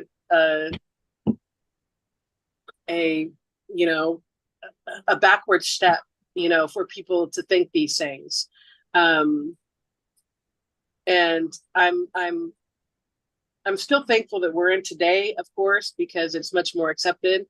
Was, when I was growing up. But I still know that it's a challenge in some places. And truly thankful that we're in the Seattle area, because one thing is that the trans and queer community here is very strong and accepted. And but they still have not had a lot of great experiences. We live in, the outside of Seattle. We live in Linwood, so it's not as open as it is in Seattle. And the things that they have to, navigate through, like cops stopping them walking fast, and they're so much more than, like a perpetrator. They're not a perpetrator at all. In fact, they're such a gentle person and kind, but they still get these looks like they are a Black man, a perpetrator at times. So they won't even be around young people like that. And that's kind of sad to me, because I think all people have something to teach others around them, and they definitely have some wisdom given to them by the universe. And we actually started our psychedelic journey when they were 18. They were over 18. It was the first Thanksgiving after their 18th birthday. And we started the tradition that we do not have a typical American Thanksgiving feast. We eat very minimally. We share like basically a charcuterie board, adult, Lunchables, cheese, crackers, meats, whatever, fruit. And we eat psilocybin and usually create art and such, and talk about things, that are part of our journey processing. We do a lot of art, and psychedelic healing together. One of our creations, it was 2 paintings called Love, Sex, and Intimacy. And my queer offspring and 2 of their queer best friends and myself created Love, Sex, and Intimacy, these paintings that we auctioned off at the Olympia event a couple years ago. And it was layered and layered, and we did it while on psychedelics, and it was layers and layers, like candle wax. There was chia seeds. There was other, like fake flowers and paint and just stickers added to it and everything, because I feel like that's kind of what, all sex and intimacy and, and love and everything are. It's many, many layers of different things, little things and big things, and that create who we are. And it was such a beautiful, beautiful experience that we shared together, because I don't think that it's very often that, a parent can have the opportunity to talk so, personally, in depth and intimately about those types of topics. And I feel really blessed that my offspring feel comfortable enough to do these kind of things with me. It's helped my healing as a mother, honestly, to bringing an offspring into this world that is not, a typical standard, being. But I also still worry. Yeah. Hey, can I bring up, Lynette brought up an awesome story, and it's kind of like just like right on point with what we're talking about.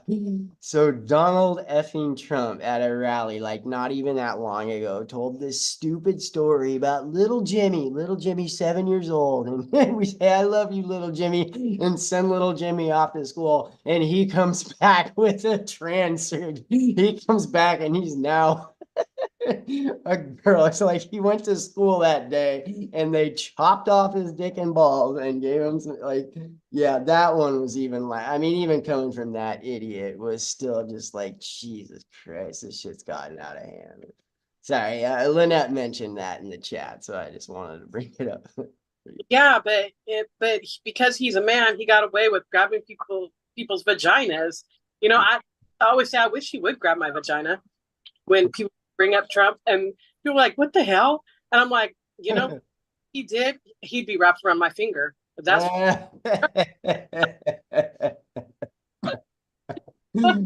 oh shit. But it's especially that a certain demographic of white males, that have this like weird perception of, like trans and homosexuality and queer.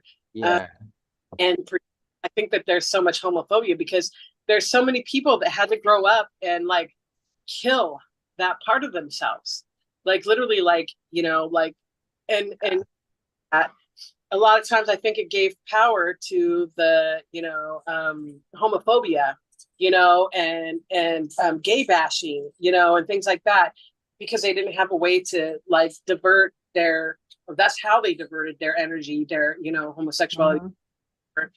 That they use it as a weapon, rather than a loving thing. Yeah. What's his name? Like one of the most outspoken, just hateful, transphobic, like POS, and he's actually running for governor, I think in like, I don't know, North Carolina or something, but he's been one of those like hateful, like gays should be executed under biblical law kind of like assholes. And a bunch of his old like messages from a porn site just got released, and he was all about the tranny porn. I mean, he was like on fire for specifically like train ride. That's just like, so yeah. There you go. That's funny. And not only that, but like, you know, now I'm like, too, like, I feel like I have this persona within me. Like I always used to say that I was a gay black man in a woman's body, and now I have this offspring that's black and gay, and I'm like, and I've watched that kind of porn, and I'm like, oh my gosh, that's so just like weird, you know, to think about it, that like my offspring and like are one of my fetishes. Boobs and a dick, I like it. Yeah. Yeah. But and being their mother too, and you know, talk about these kind of things is wild sometimes, the stuff that comes out of their mouth and what they share with me. But it's beautiful at the same time. And I wonder sometimes how other people look at me, you know, and how I support my offspring, and wonder, you know, if they're judging me, them, whatever, and how I could have done it differently, you know. And I mean, I shouldn't shit on myself, you know, anymore, but there's still this like little part of me that's like, they would have a much different life. Like one of the things that they're sad about is they're like, I can never have a child. And they feel like a woman. They're like, I'm like a woman that's not able to give birth, you know, I won't be able to have that experience. Therefore, I will not have grandchildren, you know, by them. Though their siblings said that they would, both of their siblings said that they would be surrogates. So that there was some like, you know, the bloodline, you know, in the child. But I don't think that that's important either, honestly. But yeah, there's so many things to deal with when it comes to, you know, being black, being trans, you know, growing up, you know, the way that their biological father still will not call them by their name. He keeps calling them their given name, and their given name is very, very masculine. I think this is really funny. So their given name is Ishmael. And I think that it's funny because it almost sounds like Ismail, or their name is really hilarious. And their last name is White too. So now they go by Izzy, and like Izzy White. But from the very beginning, it's like it sounded like it was almost a joke. Like is male, is female, is like, but, you know, like and their dad keeps fighting with them. Like said that Izzy would not have been trans if he was in the picture, if their biological father was in the picture. I'm like, well, then you're the blame. You know? Yeah. Yeah. Wow. And we've had some conversations now, which is a challenge for me. Anyway, there's a lot of story behind that, but we've had conversations now about Izzy and being trans and such, and they've said some things to me that I had to literally get on him, like, no, you're not gonna talk about my offspring like that, period, plain and simple. I don't care what you think, how you believe, you know, don't have the right, because like he's tried to, you know, be one of those people. And if anything, you know, I think that queer people and trans people need, you know, support, you know, rather than ridicule, judgment, you know, and putting down, or like talk to like who they are, what they are is some kind of negative thing. They think that they would have continued going through what they're going through if it was really just a phase, if it was just really like they're choosing that. I don't think anybody in their right mind would be like, oh yeah, I want to go completely against normative, you know, society, and submit myself to ridicule and judgment, and like it could be all kinds of things, violence, you know. even from the queer community, like finding a boyfriend that likes a trans woman is like, gay men don't want a woman, but what do you think the likelihood of a straight man choosing a trans woman? So they're like stuck in this like middle ground. Yeah. And there's like all this stuff about passing as a woman or not, that they have to deal with, and having, I guess, a tuck thing is really, really painful too. Like they feel like they have to go through the surgery and everything. It's completely, the transformation, because people look at their genitalia through their clothes. And if there's anything that looks like a penis, then they're going to be like, in the bathrooms, like around, young people or whatever, they're going to be accusatory like that. So they're like, and it hurts to have to tuck like that all the time. It literally like hurts. Right. Well, yeah, it's not natural, Yeah, I wouldn't want to sit on my balls all the time. I know that. I feel like I am, and I'm like, wow. Somebody said, is your vagina that big? I'm like, I guess so. Because sometimes it feels like I'm like, ow, ow, ow. It's yeah. Well, man, this hour just flew right on by. I'm not sure who we have next. Can I talk to Tam for just a second? Tam, are you still there?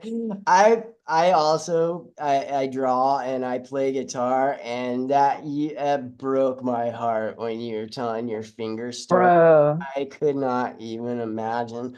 I'm really glad you're able to find a forging or another way to express yourself artistically, but like that stung just hearing about it. And I've had some close calls. I had a necrotizing fasciitis. You can kind of see the scar. I came really close to losing my arm, and I spent 60 days in the hospital, and that's all I thought about was how close I came to like never playing guitar again. So that just, I'm glad you're able to find something else. Here's the thing. I haven't been on stage in like 25 years singing, and I suddenly have a band. All right. Okay. Again. So this is what I'm on. My hypnotherapist did me a favor the other day. And she was like, you're doing great with this subject. You want to work on something else today? Nice. And I said, yeah. Make me the best guitar player that I can be. Can you do that? And she's, yeah. So this is the bullshit I'm on right now. And I'm getting ready for a gig in 3 weeks. Nice. Well, welcome back to the Temple of Rock and Roll. And Lovely, that was such an awesome hour. Thank you. I've had a really good time talking with you. Thank you, Rick. I appreciate it. Well, and I just wanted to say that like I just was having thoughts about my like Republican gay friends and like their views on even like transgender stuff. They think people should not be able to do it without the parents' permission. You know what I mean? Like, so I just feel like the conservative gay person, I really tried to get a conservative gay person or transgender person to speak for this event, because a lot of them aren't into like woke politics, and I wanted to represent their voices too, but was not successful, I don't think, in getting like one conservative necessarily. But it's just, I was thinking about how, when you were talking, Lovely, about how Doc Z has talked about his, like he didn't have a choice with his child transitioning. And it was done like against the parents' wishes or whatever, like at a young age in Canada. And, there was grief there, and what happens to the parent who feels like this child is maybe too young or too emotionally immature or isn't mentally stable to be making this decision. But the Canadian government's like, yeah, well, we don't care. We're not gonna, accept the parents' decision. We're gonna go with what the kid wants to do. Like, I just feel like it's such a complex issue. It is. Thank you for bringing it, because I honestly. Yeah. And then I also was going to say, like, I really do think it's a legit concern that people feel like they have to change their bodies, because I feel like cross-dressing and just whatever you want to think about trans culture or whatever, like maybe it's just been with us this whole time, and we we're now trying to make it into something new. And because we live in such a age of like technology and medicine and everything, we're like, everyone has to medicalize it. But I just feel like there can be pressure there where maybe it's okay to have stubble on your face, or I don't know. I just, what does it mean to have body acceptance? So I agree with that because I grew up like I've been who I am. I'm just fine, and I didn't always fit in. I'm a little bit trans, like I always tease. I'm like, that's my guy side. There's some things about me that's very masculine, and I feel like it's, like I'm part man, but I know that I'm not, but I don't feel the same kind of pressure because I didn't grow up in a time where it was, even part of my, options. Now it's part of the options. I think there is a lot of pressure to fit within society standards. Still, even being accepting of queer, community and everything, and trans community and everything. There's still that stigma to standardize the genders. You still have to you got to look like a woman. You got to look like a man. You got to be this. If you're a man, like my brother teases sometimes because he's like, I'm a man that likes to wear skirts and fingernail polish sometimes, and that's okay. And I totally agree with that. And I think that should be more normative, I think, in the things and the ways that we teach our young people, because there's no reason why a man can't wear makeup, and still be a man, or a woman, can't fix cars, and still be a woman. But why do we have to identify everybody by their gender? Thank you for bringing that up. I really, really appreciate that, because I think that's still part of the ongoing fight of oppression in the queer. Who's on at 11? Okay, so I don't know what to do about this because Indy is in the UK and she seems to be. I just thought we could maybe take questions from Lovely for a minute just until Indy shows up. Oh, she's in the waiting room right now. Okay, wonderful. Got it. Indy, you there? We got two Indies. Well,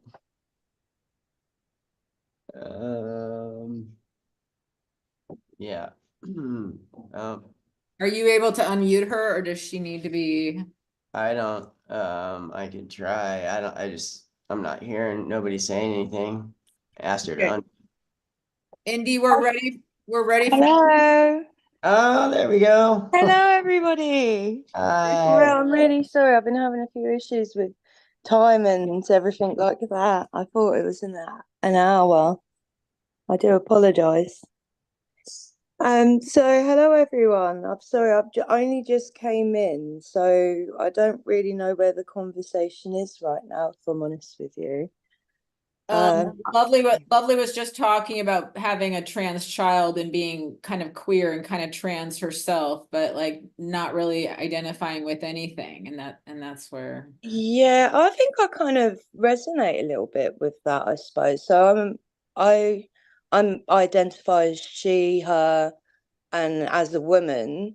But I do kind of feel like there is this kind of element of masculinity that I feel within me. And I think like when I was a teenager, I did kind of question like, oh, am I like, am I a little bit on the masculine side? I did quite identify at one point maybe as a male, but then I later realized that, oh no, I'm, like, why do I need to do that?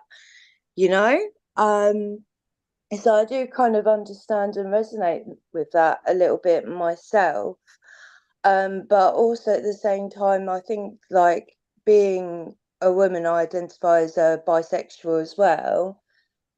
Someone touched on it earlier. I was in a little bit earlier actually, and I can't remember which beautiful person was talking about this, but they mentioned something about like women coming out and it being kind of more accepted than a male coming out. And then there's kind of like you know, this like shame or like, you know, this difficulty with men being gay or identifying as gay, which is something I did want to touch on today actually, because you know, like when you identify as something, I mean, I know a lot of they, them, she, people who are gender fluid, and for the most part, they don't really need to say this is who I am, because you know they say, oh, these are my preferred pronouns, and that's it. You know, there's not really much more of a conversation. Oh, hello everyone, can you see me? Oh yeah, I can see you. Hello. But yeah, I think like, so as like a bisexual woman coming out, when I came out, I was quite young.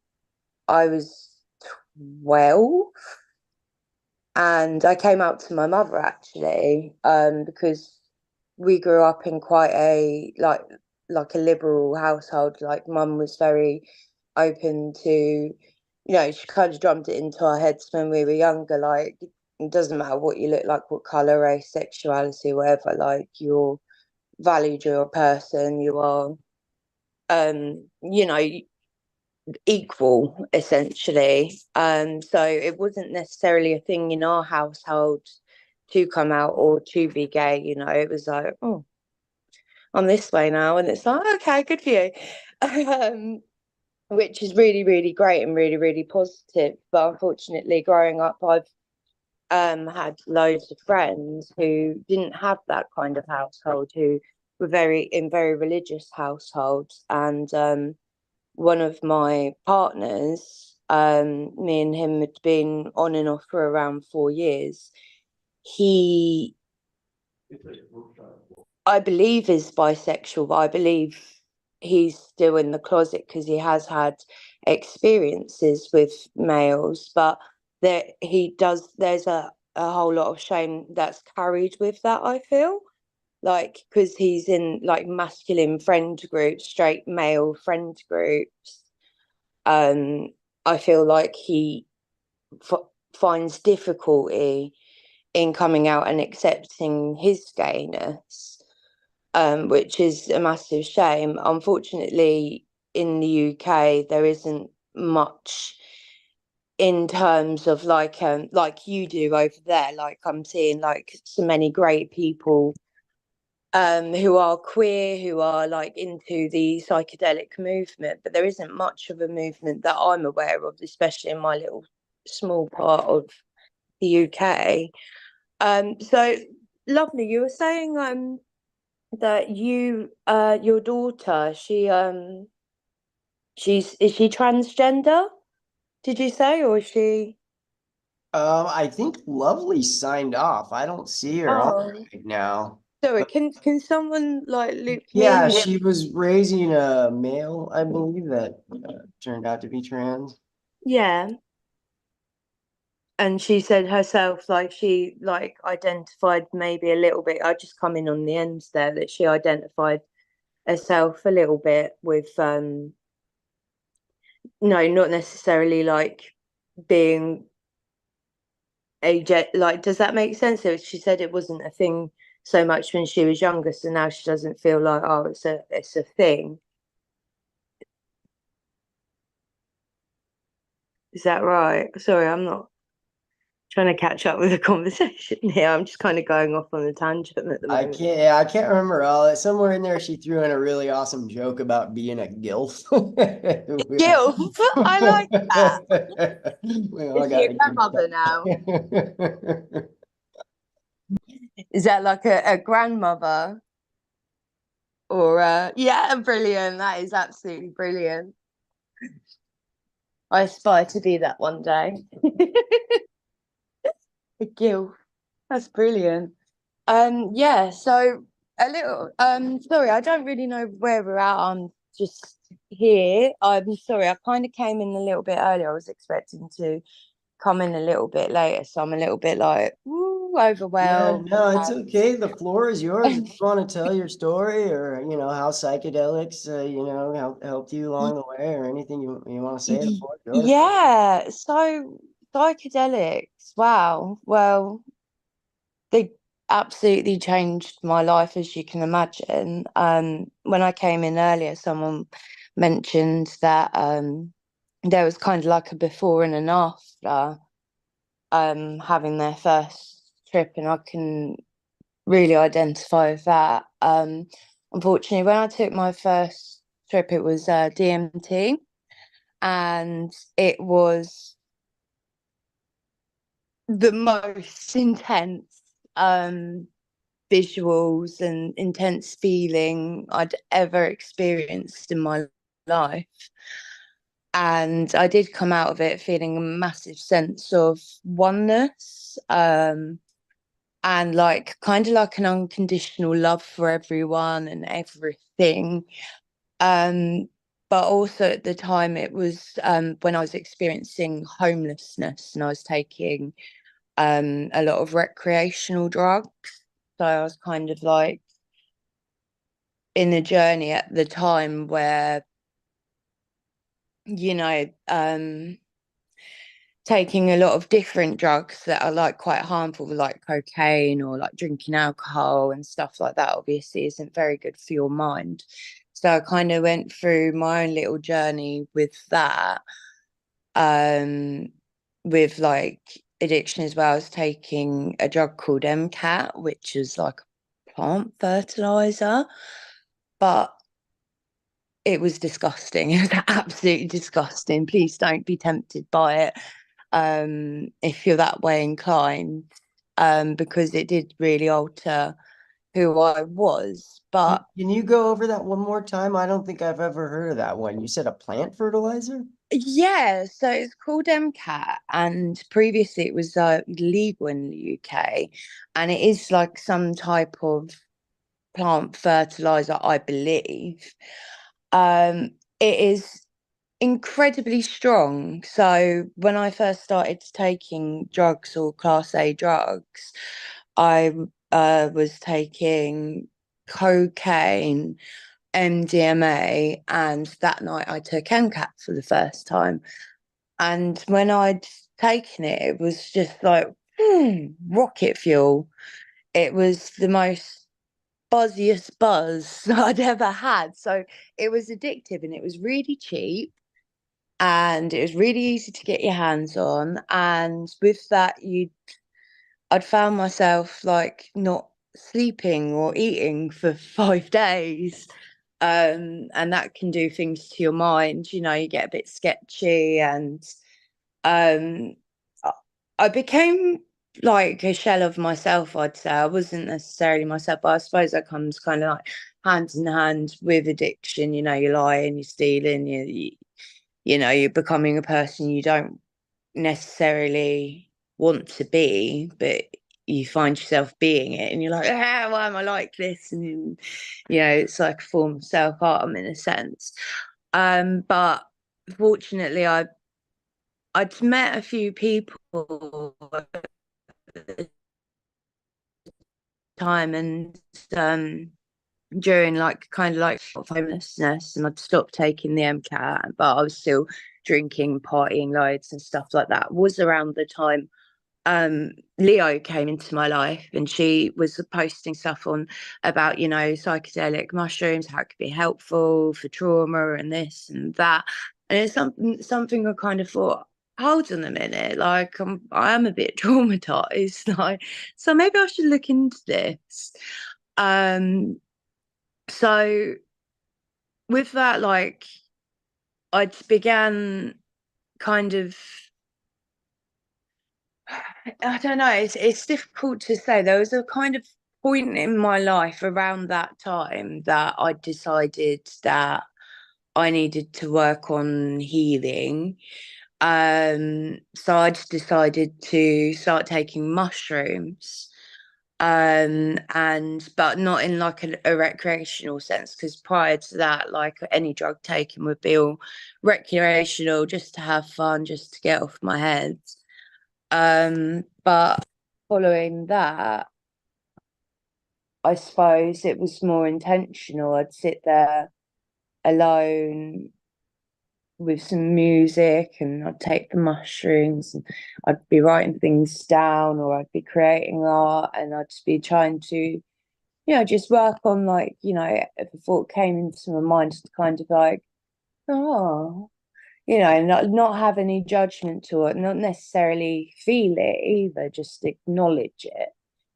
And with time and with intention, I do feel progressively my life has changed so much since 2017. I'd say so much. Like, the direction I'm going in, the healing work that I've done is insane just to think about it. Like, now I don't act on self-harming, if that makes sense, to take a drug. And I don't take drugs anymore. I don't take cocaine. I haven't taken cocaine for over 2 years. Currently sober with alcohol. That's one of the last things. I mean, I smoke weed. And I find weed quite healing.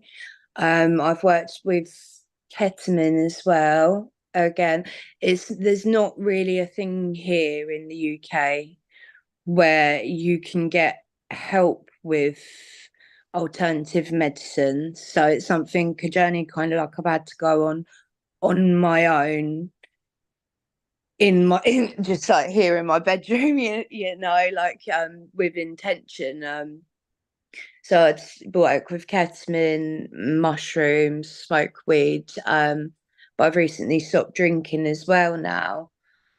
So actually just sitting here and talking about this, actually just kind of reflecting on it, I think that hallucinogenics, like from that point when I first took that trip and first felt this, wow, there's something else here, there's more to it, there's more to this. And then also having the influence and people saying, oh yeah, like, drugs, they don't actually have to ruin your life. You don't have to sit there at the party and get all off your head and take mushrooms with your friends and with alcohol and stuff like that. It's kind of like changed my relationship with drugs and alcohol as well.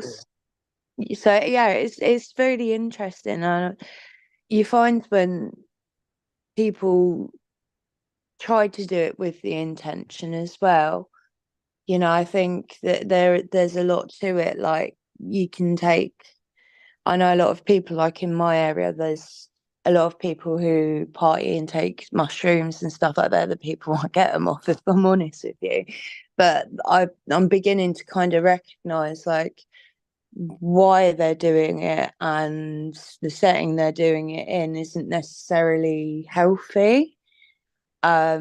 Which is kind of like why I've took myself away from everyone and everything and just kind of come to my room and do all my stuff here alone, which is a shame. But I don't feel like there's an element of self-harm or self-destruction to it. And I think that there's an element of escapism. And I understand that. I understand the need to want to escape. Entirely, actually, just wanting to just go, I'm not gonna be here for a little while. I'm just gonna go fucking somewhere, and have a jolly good time somewhere else in another realm. But sometimes you kind of have to recognize that, like, we're not entirely like we are spiritual beings, but we are also here on earth as well, and we need to kind of use both with it to our advantage. I kind of have like 1 foot here and 1 foot there, and not completely lose ourselves in that, and still be able to manage ourselves here, if that makes sense. Yeah, that's what it is here. Unfortunately, like I said, here in the UK, I believe they're still doing trials for things like mushrooms and ketamine, MDMA therapy, and I think they're still in trials. And I think only people who are treatment resistant to depression are able to take those, to be able to go into those trials. And also, I think, again, there's something someone mentioned earlier about like being schizophrenic and not being able to take, like being put into those things because it might not help them with their schizophrenia. I think there's this kind of element of, well, hold up a minute, this can help so many people. It's unbelievable. Like, well, I really think the UK need to catch up.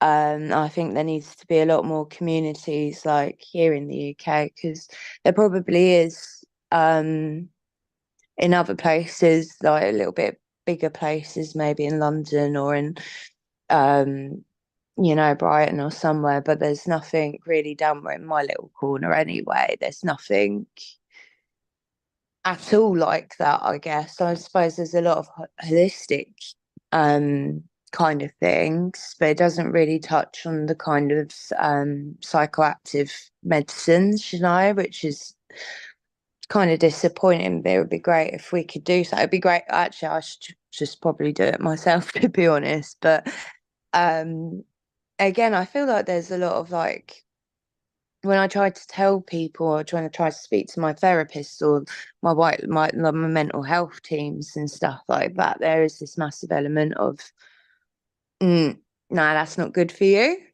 I'm like, but it's helping me, like, do you not see this? Like, I think like when I sit there and I have a trip I call like, microdose or something like that, I feel like I'm doing a lot of inner work.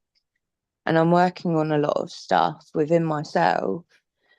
And I don't feel like a lot of the health professionals here in the UK really quite understand that. They're very stuck in their, what they've been taught at medical school, to say it's a bit different here because although it is a business, it's strange here in the UK because we've got the NHS that's free, but it's shit. And we do pay for it in a sense as well because we pay our taxes. And I go to work every day, I take a massive, massive chunk of my paycheck before I get it, and that goes towards these services that I'm supposed to get. And it is absolutely appalling and shocking here in the UK. Trying to get a doctor's appointment is absolutely hilarious. It is like Hunger Games, and you've got like 50 people trying to call in at the same time at 8:30. Can I get a call? Can I get a doctor? Can I get a doctor? They're really pushing to privatize here, but again, it's all just a massive business. It's all just money. Unfortunately, it's people's lives though, and that makes me really angry actually, but it's a whole other subject. But same with the mental health team here. I'm having a massive hoo-ha with them at the moment, and unfortunately so is everybody else. And something quite scary has happened recently in my little small town. Somebody had planted a bomb outside the front of the mental health building. And they called me up and said they had to move our appointment to Tuesday because they had an incident there. Fortunately, nobody was hurt. The bomb didn't go off, like the squad come and detonated it. But it's very much like, whoa, like someone's actually done that. Like, that's insane. Like, you're meant to be helping these people and they're angry at you enough to put, to try and hurt you. And it's scary. It's really scary and it's really worrying because there's a lot of people here in the UK who are suffering. It's just a really bad environment for people. It's not a good environment for people who are sensitive. So you mentioned the only people that can participate in the trials are people that have like otherwise untreatable depression. Yes. Did you get to participate in one of those trials, or no, you kind of like a healing on your own, kind of like no, yeah, I have asked, I have begged. It's, as I said, it's a journey that I've been doing myself Right. Oh no. on my own, like kind of like not really a community here. There's not really a movement that I know of. There may be other people dotted around the UK that may be into it, but again, like I don't know about them. So this is something that I've just been here alone, doing, like kind of teaching myself in a sense. I don't know if I'm doing a good job, but I feel better a little bit, Yeah. Oh, it better than I sounds like did. you're doing fine. I mean, I actually have a really like kind of similar story too. Like I first got Yeah. struck out on heroin when I was 17, and like I'm 45 now. Like the longest I ever made it was like 2 years clean before I would like relapse back on heroin, lose houses, bands, get, girlfriends, cars, like the word, and then like have to like, restart all over. And it really wasn't until like, I started treating mental health stuff around like 2014. And it was the same thing. Like I'd been in therapy, like talking to a therapist forever. And I was like caught in this like whirlpool that never went anywhere. I was like, I knew I needed to get down to like the deep, ugly childhood trauma to really like start to get some like healing done. But at the same time, I was always like just, a couple months out of like crisis mode. So I would go and like talk to my therapist, like, okay, I've been doing good. I've been stabilized. I'm working. I'm sober. Let's start digging at some of this deep down nasty stuff and they'd be like, hey, whoa, whoa, whoa, buddy. Like, we just got you stabilized, man. Like, if we start digging up that shit now, it could really fuck you up. And this Yeah. went on and on for about like from 2016 till around 2020. I Yeah. swear to God, I got more therapy and healing done in 5 hours on mushrooms than I did in the like previous 5 hours of being like heavily medicated and talking to a therapist, once a week and shit. Like it was like it's yeah, Exactly. that's what really like. I mean, I guess that's why I'm like here right now. I got 5 years coming up off of heroin, so that's 3 years longer than I've ever been able to make it, and it's because of the healing that I got done with like mushrooms. Like that's just like obvious, man. Like Is that something you had to do yourself?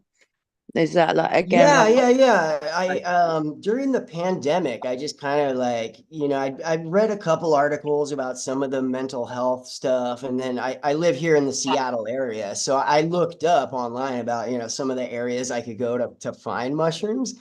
And it was the perfect activity during the pandemic. I'm in the park, I'm alone with my dog, I don't have to be near people. And man, I covered I don't even know how many square miles of this town, but sure as shit, I found me some of the little mushrooms. I'm like, I brought them home, and it was the first time I'd experienced anything I could even remotely call like true peace in my entire life of just like wreckage and regret and pain and sorry. Like that, after that experience, I was like, oh man, I got to start growing some of this stuff. So it was just a couple weeks later, I started ordering my first grow kits and some spores online. And yeah, I've been growing mushrooms like ever since. And it's just, yeah, there's been a continuous path of like healing and spiritual growth. And yeah. you've planted a seed there for me, thank you. I'm gonna Yeah. grow Oh, my mushrooms now. Thank you. yeah, yeah, yeah. I mean, we're quite fortunate, like we've got quite a few fields here, but they only really come around once a year. Right. And you have to go to particular fields, and everyone knows about them. So The everyone's Liberty caps were, yeah, I'm sure it's all blown out by now. It's just like, yeah, it's a bust. by the time you get up there, there's nothing there. You don't, Yeah, yeah. there's nothing there. So I think So, that right, you couldn't like sell mushrooms online. I mean, I'm sure there's people that do it, but legally you can buy spores for microscopy, right? It's to study the spores, which is the legal loophole about like you don't buy them to like inoculate grains and grow mushrooms. You buy them to put them under a microscope and look at them. I don't, like Okay. nobody really actually does it to put them under the microscope. We're all buying them to, you know, make Look at inoculate this brains with score. these fucking mushrooms. Yeah, yeah. I'll allow my dog to get out. So it's like a legal loophole in that then. I wonder if that's the same in the UK. It's definitely something I'm going to have to look into, Rick. Thank you. Yeah, I do know that, like, I've watched some tutorial videos on YouTube where it was some people, you know, broadcasting from the UK on their methods of growing mushrooms. So it's possible. I'm pretty sure, yeah, if you surf around on the right, you know, websites, you should be able to find some spores in a grow kit, no problem. I will have a look. Is it difficult? Is it like a difficult thing to do, like to Um, no, I mean, if I can do it, fucking anybody can. Awesome. I'm like, yeah, I'm gonna have It to look depends at how far it. you want to like take it and how advanced in mycology you want to get. But ultimately, yeah, if you got a grow kit and a spore syringe, you can make some mushrooms and start getting some therapy done for sure. You mentioned earlier, like, you'd done a lot more work, like, with yourself and managed to get through all, like, the harder work. And do you feel like when you were speaking to or working with your therapist, they were kind of like hesitant to go for anything with you? Like, did you feel like there was, like a sense of you to be supported through, you know, going through it? You know, there's all, you know, you like people know themselves, you know, and they know what's within them and what needs touching on. Like, did you feel Yeah. like there was hesitancy Um, from? you know, I'm not exactly sure why, you know, it's I mean, I don't want to say that me going to therapy did nothing. It was like all wasted time. It was just painfully slow, like progress, you know, in a way that was like kind of felt defeating and really depressing, or like I was never gonna get. I mean, I'm still glad I did it in the long run. It was better than, you know, Yeah. not doing the therapy and the medication stuff, but it was also at the same time like it wasn't until mushrooms that I got something I can call like real healing, like something real I could like grab onto. And you know, I'd done a mixture of I'm also a martial artist. I do Zen meditation. I also at that time I was training an Australian cattle dog to be a service dog, and she's actually trained. There's like 3 different like tells I have where like an anxiety attack or a panic attack is coming on. So she kind of like is trained to recognize when I'm kind of starting to, you know, go into, you know, deep anxiety and to interact with me accordingly. So it was like I had all of that stuff kind of going all on at once, you know, the service dog. I was really deep into Zen and Kung Fu. And then, you know, and once I added like mushrooms to that mix, it was just like, I was, you know, off and running to, you know, somewhere better. You know, you mentioned, I think like, I can't, I'm not sure if I remember doing mushrooms recreationally. I don't think I ever did mushrooms like as an escape, but there was, I mean, you know, it wasn't like a spiritual thing. Like me and my girlfriend would eat an eighth and, you know, just giggle on the beach for a couple of hours. But like, mushrooms, of like all the drugs I've done, and I've done a lot of drugs, like everything felt like I was like running from something. I was running away. I was running to hide. I was running to cover up pain. Like psychedelics are the only drug I've done where I feel like I'm running towards something, you know, towards something big and profound and powerful, and, you know, drop to your knees and weep like beautiful. Like, you know, it's like, yeah, it's just a whole, I don't know, man. It's like it's a part of me now, you know. I mean, like, which drugs do you feel were the most helpful? Was it mushrooms entirely? Like, for me, like, I've used mushrooms, ketamine, and also MDMA. Um, at different times? Because they all have like kind of different feelings, different, I don't know, different moods. Do you feel like there's any one drug for you that has been more helpful? It's definitely mushrooms, but I would say like it takes a really like if you're doing anything under 4 grams, I don't really think you're gonna like you have to do like 5 to like 8, and then as you know become more experienced building on it, like if you're doing anything under 5 grams is almost like why bother? Like it's not until you start to do those like higher doses that you really start to like, get places, you know? Yeah. Yeah. So definitely like for you then it would be mushrooms and like Right. a really strong trip. Is there anyone else here who's got like any input to that at all? If there's, is there any like drug that they feel that's like most helpful? Is it just mushrooms, or is there been like Hi, a combination of this is things, Lynette. or Yeah, Lynette. Let's hear from Lynette. How's it What's going? happening, Rick? Hi, Hey, Andy. It's so good listening to you guys. I kind of have been popping in and out, but yeah. So like for me, I started doing mushrooms therapeutically about 2 years ago. And honestly, they've completely changed my life. I was on antidepressants for probably 15 years steady, trying like every other, every kind of antidepressant. I mean, at one point I was on 4 different meds at the same time. And I knew at that point, that was a couple of years ago. I knew at that point I was going to have to make a radical change because I just felt like a zombie.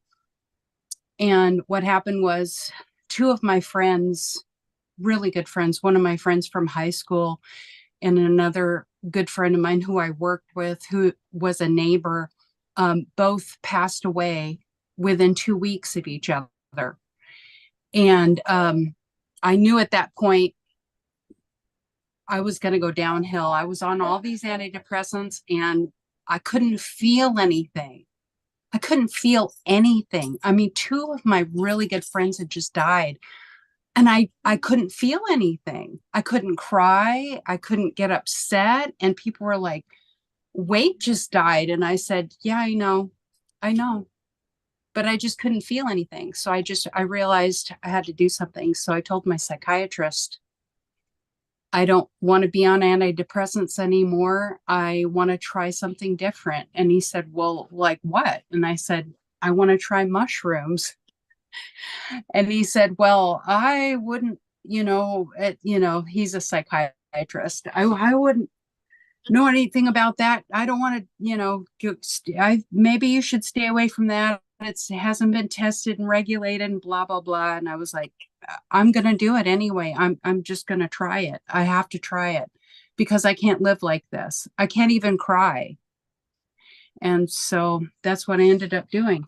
I found Adaptwa and Leo and made some connections and made some friends and started doing doses of mushrooms once a month and kind of shake my brain up. And it's made a huge difference in my life. I don't know. I don't think I knew Rick a couple of years ago. I think I just met him recently and started to get to know him recently. But I used to weigh 100 pounds more. I think when I first met Leo, I was still pretty heavy. I've literally lost 100 pounds because I decided to make this change in my life. And so, yeah, that's how so again mushrooms have helped me. Yeah. Yes, again, I'm really sorry that you've lost your loved ones and you'd experienced that. Must have been really, really difficult to go through. Thank you. Yeah, it was really so, tough. And especially not being able to kind of feel the you know, be able to feel the emotions. I imagine that's something that kind of you had to go through a little bit later on when you started doing.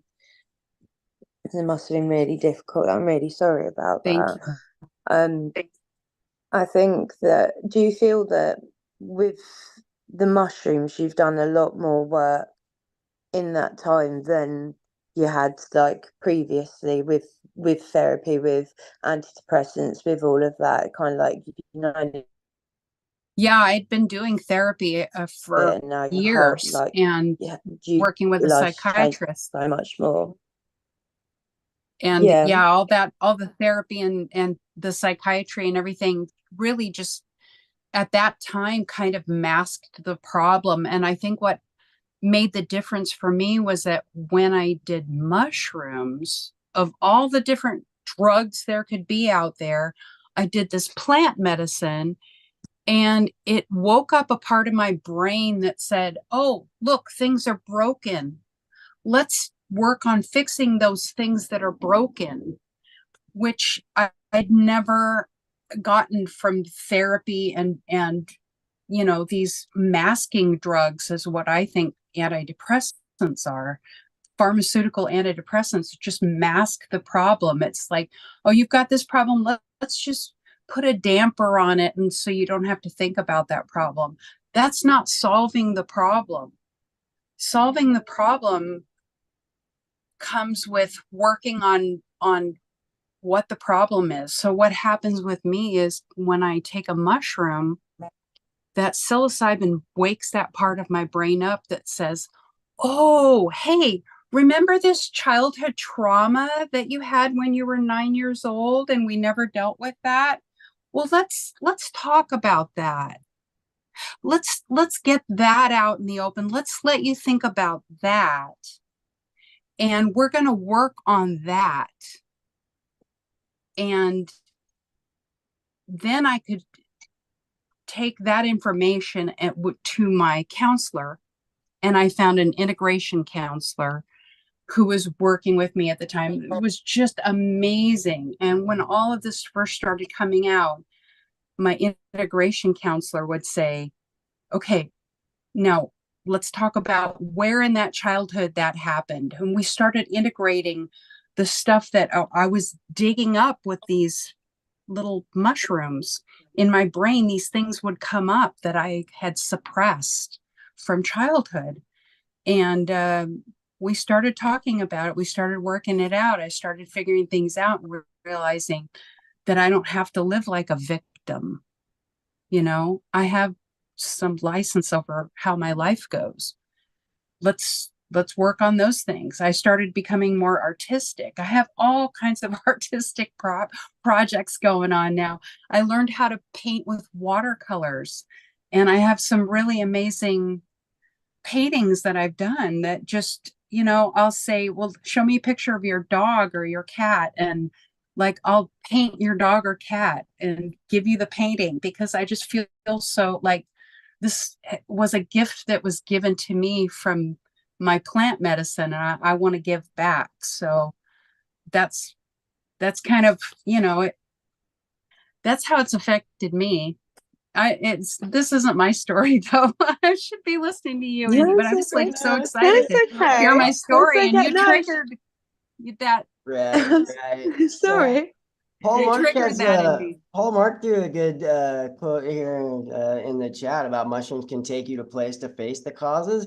Brought it out of you. Sorry. Like there were some times where I felt I'm like it was the damnedest thing. It was like this mushroom like knew me somehow. Like it got in my body and did this like head to toe analysis. Oh and my then, God, like that is wrote so me true, the Rick. exact That is like so true. remedy that I fucking needed. And I don't want to say like, well, you know, the mushroom healed me, but it definitely got me to a spot where I could finally, at long last, like start this healing process, you know?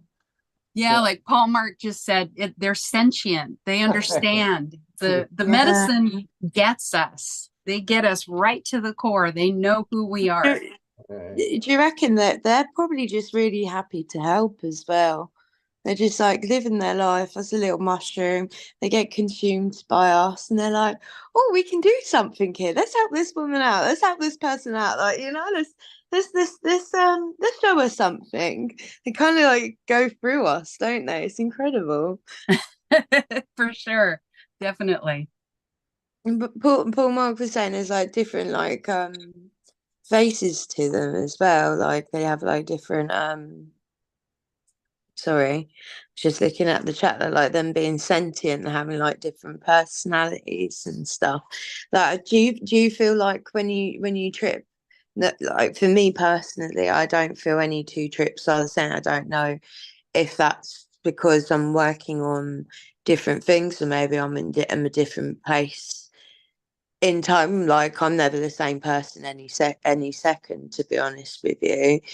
So like, do you reckon it's like maybe the different individual mushrooms that I'm consuming and their little personalities coming in, helping me work on like specific things, or whether that's just because I'm mentally there in that kind of space? Does anyone? Well, That is a it wonderful might be thing. that, but also So like Paul Mark, I think you brought up a really good point. Different types of, I think the first ones I tried were golden teachers, and they had kind of a more calming effect on me. And then I did a big dose of penis envy one night, like 6 grams, like right out the gate. And they had a really different energy, a really different personality. They showed me some dark shit. and so it was totally different from, golden you know, teacher is more gentle, and so gold it golden a golden teachers. teacher will cradle you, whereas penis Yeah. envy has more psilocybin, so it'll take you deeper faster, and it's more of a body high. Whereas golden teacher tends to be more of a heady thing. But penis envy takes you in and deep, and it can be showier. Just and if you want even something that's even more showy, you can go into something like a Jedi mind fuck, or an Enigma now, which is a big thing. That I if did you're 1 looking, gram of Enigma one time, and it was like doing 5 grams of penis envy. 1 gram yeah, of Enigma. because It was so deep. there's more psilocybin in it. Yeah, I was camping and I was sitting at a campsite and I literally was communicating with plants. Well, That yeah, that sounds makes sense. bizarre, but No. I've No, done it that. doesn't sound bizarre. I And did that. one of the things is a lot of times, and because I'm an integration coach, so I talk to a oh, lot of people who have been in the space, and there are more people that are impressed with what they saw during the journey and not necessarily doing the work. And so there are there actually are scientific reasons why things are the way they are. And mm, some people are doing it just for the high, or just for the show of it. Yeah. And there is work to be done. The mushrooms don't do the work for you, though. You still have to do your own integration work, or work with a coach to get that done. However, they do take you to a place where you can see those things that have been shoved under um, the proverbial rug. So, yeah. and what happens is, if you go into it haphazardly, you can end up knocking down walls that are actually weight bearing, which is how people end up having uncomfortable, scary trips. I don't call them Oh bad my trips. God, that is such a really good way to put that. The weight bearing walls that you break down. Oh my God, that is so deep. Brilliant. Yeah, and a lot of people go in seeking the ego death. You don't need, that's not something that you really want. Your ego No. is your friend for this journey. Yes. So you can take the reins from the ego. You can say, have a seat, let me handle this. Mm, However, this whole idea of digging things up from the root and getting rid of them, you're not trying to take any part of you.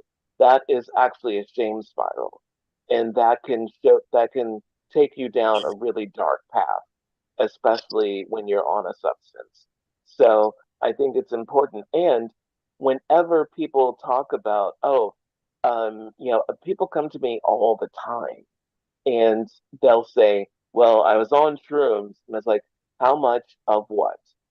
And if you aren't monitoring that, if you aren't recording that, then you don't know what did what. And that's the important thing. There are so many people who are stacking and whatever. And I think it's important to have a relationship because they are sentient. It's important to have a relationship with a particular type.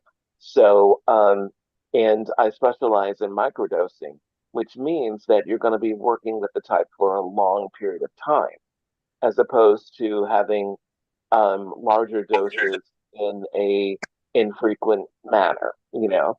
And if you're going to do a larger dose, maybe you want to do a larger dose and then microdose after, or maybe you want to get, titrate yourself into a relationship by microdosing and then getting into a larger dose. However, I think if you have things that you need to face, a larger dose is more confrontative, whereas a microdose is for changing habits. Yeah, I could see that. I've never had any success with microdosing, but I do agree with the like there. I do remember there was this kind of like. Well, what is your intention with microdosing? That's Yeah, the no, I thing. just never really like seemed to like work or do anything for me. But I do agree that like you kind of have to form this relationship with the mushroom. Like it didn't have nothing like super magical happened my first time. I remember there was this kind of like getting my sea legs about me or getting to know the medicine, and then some stuff like started happening, and especially that's why I encourage So, people to like with grow your first mushrooms. time, how much were you doing and what type was it? I was growing my own. I think it was like penis envy. I think at the time was like one of my first like larger doses I did. But I remember How much? like I would tell people to like grow mushrooms, especially like how expensive they're becoming. Like there's some a-holes out there charging like $35 for an eighth of golden teachers. And I really like tell people like you're not gonna get anywhere with an eighth. Like go out and get yourself an ounce if you're not gonna grow them yourself and like kind of like start chipping away at it is where I don't know that's at least like the method that like worked for me. I grow mushrooms, and so like I remember like my form of microdosing was like all the ones that were too small to like they would fall through the dehydrator rack. I would just kind of like nibble on them was kind of like my method of like microdosing, and I just remember. So, if you're using the proper tools, you can get a lot out of 2 grams. You don't need a whole ounce. Truly, you Dude, can. I got 2 grams stuck in my fucking toothbrush the next day. I'm like, I don't know, like 2 grams. I don't know Well, what you're talking and about. again, that's not necessarily a badge of courage. I'm telling you that if you do the work and not just relying on the mushrooms to get you someplace, you can get things done with 2, 3 grams. You don't have to go into the larger doses. Now, everybody's going to be bio individual, and there are some people who are used to doing heavy doses of different things. And so they are looking for something else that is actually seeking a high and not seeking the work. Yeah, yeah. And that's part of like what led me to kind of like coming in on my own. I only trip mushrooms, like I say, only comes in season once a year here in the UK. I don't really know. I don't have a contact for them. I don't know anyone who grows them. But previously it was more of a recreational thing. So it was a chasing a high. Like we'd be at a party, big bonfire, someone would make a tea, mushroom tea, and I'd be sat there looking at the stars, talking to the trees, having a jolly good time. But that only got me, I'm just having fun, it wasn't until I'd sat there and was intentional with it that it became helpful.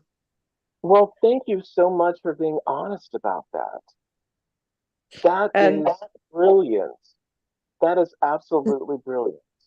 And if you're just looking for the recreational, if you're just chasing the high, there's nothing wrong with it. I'm not judging anyone on that. Yeah. I'm just saying, be honest about what you're doing. Yeah.